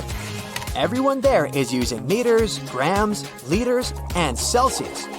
Sure, people in the US might learn the metric system in school, but they stick to the other system for their everyday lives, with yards, miles, pounds, and Fahrenheit. Make sure you also double-check dates and times before making any reservations. Europeans write their dates like day, month, year, while Americans flip it to month, day, year. Also, in the US, the week usually begins on Sunday and wraps up on Saturday. But in Europe, it starts on Monday and ends on Sunday. Be on the lookout for the different time format too. In some countries, if someone says it's 14, that translates to 2 o'clock in the afternoon. Even advertising might seem a bit different when you first land in Europe. In the US, you might see people wandering around in inflatable costumes on the street to promote local business, but that's a rare sight in Europe. Also, those massive billboard signs you often see along American highways aren't available in most European countries. They're usually against the law because it's believed that drivers should be focused more on the road ahead. And such advertising techniques can be too distracting. Moving on to street names and shopping hours. In North America, especially the USA, it's common to name streets with numbers, like 5th Avenue or 16th Street. But if you head over to Europe, you'll find that streets usually have actual names. In some really rural spots in Europe, you might even stumble upon roads with no names at all. In Europe, there's also a cool tradition of naming roads that connect cities after the city they lead to. Shopping hours in Europe can be a bit confusing too, at times even frustrating. You've probably heard of the siesta in Spain, with some Mediterranean countries having similar customs. It's when shops and businesses take a little afternoon break. Smaller venues in European cities might close up for lunch breaks or have shorter hours on weekends. Some might even stay shut altogether on specific days. It's best to check out the local schedule if you're planning some retail therapy while traveling in Europe. Those shopping hours can really affect your plans and how easily you can get your hands on the stuff you need. While Americans tend to smile more, even to strangers, it can seem a bit unusual to people from other countries. There's a reason behind it though. You see, over the years, the US became this melting pot with people coming in from all over the globe.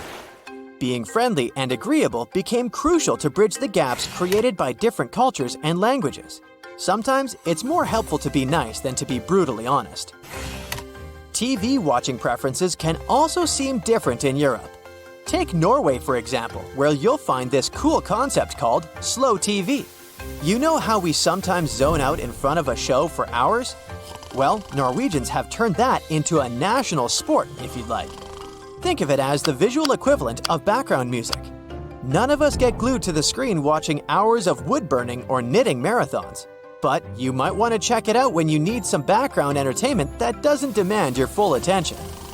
Speaking of taking things slow, you might have also heard about a concept called hygge. It's this whole way of life up in the Nordic European countries. Some think these life principles could be the secret to happiness. It's about creating a life that's free from annoying or overwhelming stuff. It's also about prioritizing your relationships and striving to always have a positive attitude. Now, the next time you travel the world on Google Maps, check out this lake in Finland that is shaped just like the country itself. This lake was modified by humans in the north of the country and is an exact model of the country on a 1 to 10,000 scale. In the 1980s, Arctic tourism and skiing above the Arctic Circle was booming. A local company decided to build a hotel and plenty of holiday cabins here. The pond, shaped like Finland, was supposed to bring more tourists to the area. They managed to finish it in just 1 week with 2 excavators, a tape measure, and a few sticks. And I must say, they did a great job. If you don't like long elevators, head to Hanover, Germany. One of the outdoor elevators there only travels for a few inches, and the whole experience takes a few seconds. It has become a real star on social media after some tourists posted footage of it, so you might have to wait in line to enjoy your short ride. In case you're wondering what's the point of this elevator, well, it's installed at the local train station. Every inch counts when you're traveling with heavy luggage or have limited mobility, so it's a good way to navigate within the station.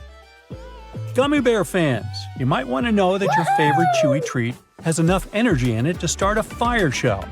If you drop 1 gummy bear into an ignition tube with a small amount of molten potassium or sodium chlorate in it, it will quickly disappear in a ball of fire with an impressive fume cloud. First, potassium chlorate melts. Then the melted potassium chlorate breaks down and releases oxygen. The sugar in the gummy bear burns quickly, turning into carbon dioxide in water, which gives off a lot of energy. After everything cools down, you can look at what's left. The black stuff is unburned carbon, the white solid is potassium chloride, and the caramel-looking stuff is partially burned sugar. So we only have 6 muscles in our outer ear, and cats have an impressive 32. That's why they can rotate their ears 180 degrees and use them to show their current mood. If you see the ears are upright and facing forward, you have one happy cat. If the ears are rotated to the sides, sort of like airplane wings, or angled backward, your kitty must be really stressed or afraid of something. Ears held low or rotated to the sides could be a sign the cat is sick, so watch out for those. A stray dog in Brazil got a job as a professional car consultant at a local Hyundai dealership.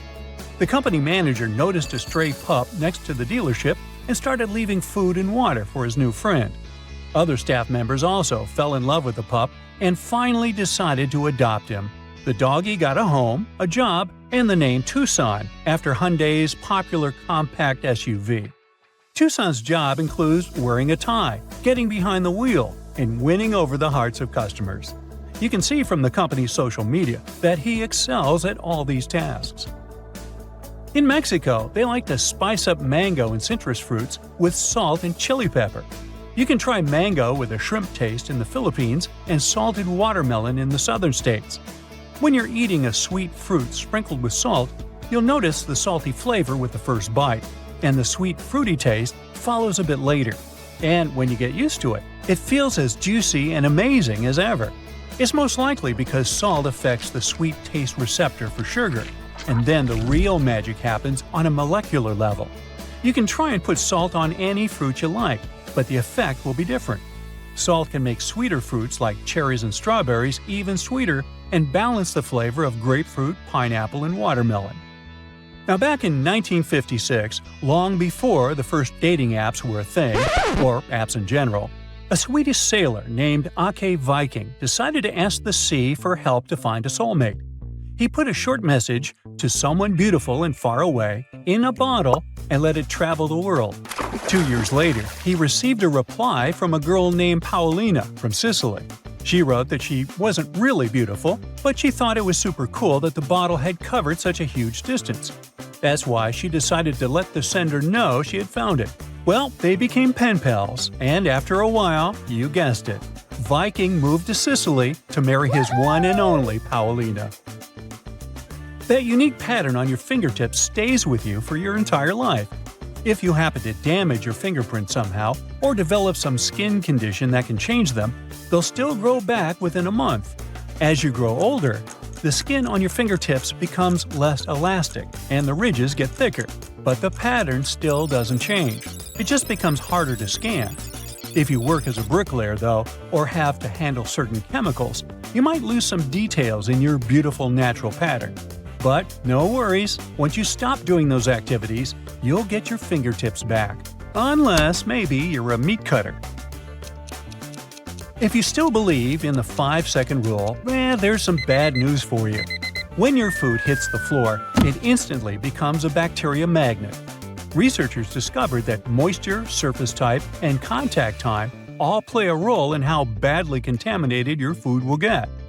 Food with high moisture levels, like juicy watermelon, are more likely to get in trouble fast. In a different study, researchers swabbed the floors around the University of Illinois in a lab, hall, dormitory, and cafeteria to see how many organisms they could find. Even on dry, sterile surfaces, germs relocated onto cookies and gummy bears in less than 5 seconds. For some foods, it took less than 1 second for the transfer to begin. The first Barbie doll was made in 1959, but her great-great-great-grandmother comes from ancient Rome. Archaeologists found some incredible sarcophagi during construction work in Rome in the 19th century. One of those had a 9-inch long doll next to its owner. The head and body were made from a single piece of ivory. Its arms and legs were separate and connected with a clever nail mechanism, allowing them to move. Its face was so detailed that it looked like a tiny portrait.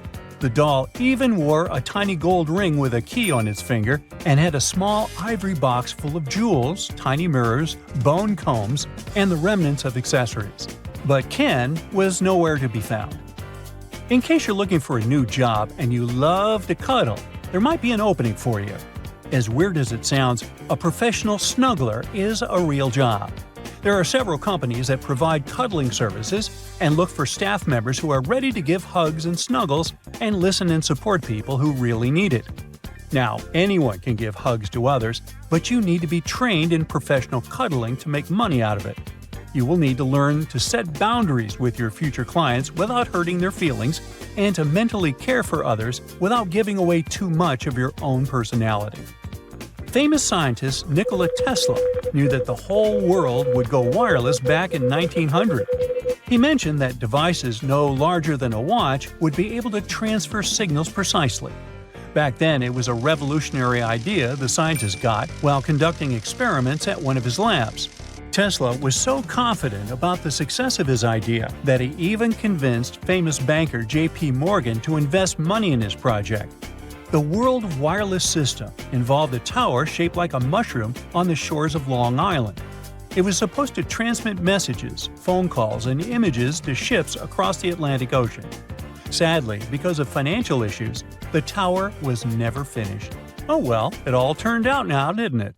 That's it for today. So hey, if you pacified your curiosity, then give the video a like and share it with your friends. Or if you want more, just click on these videos and stay on the bright side.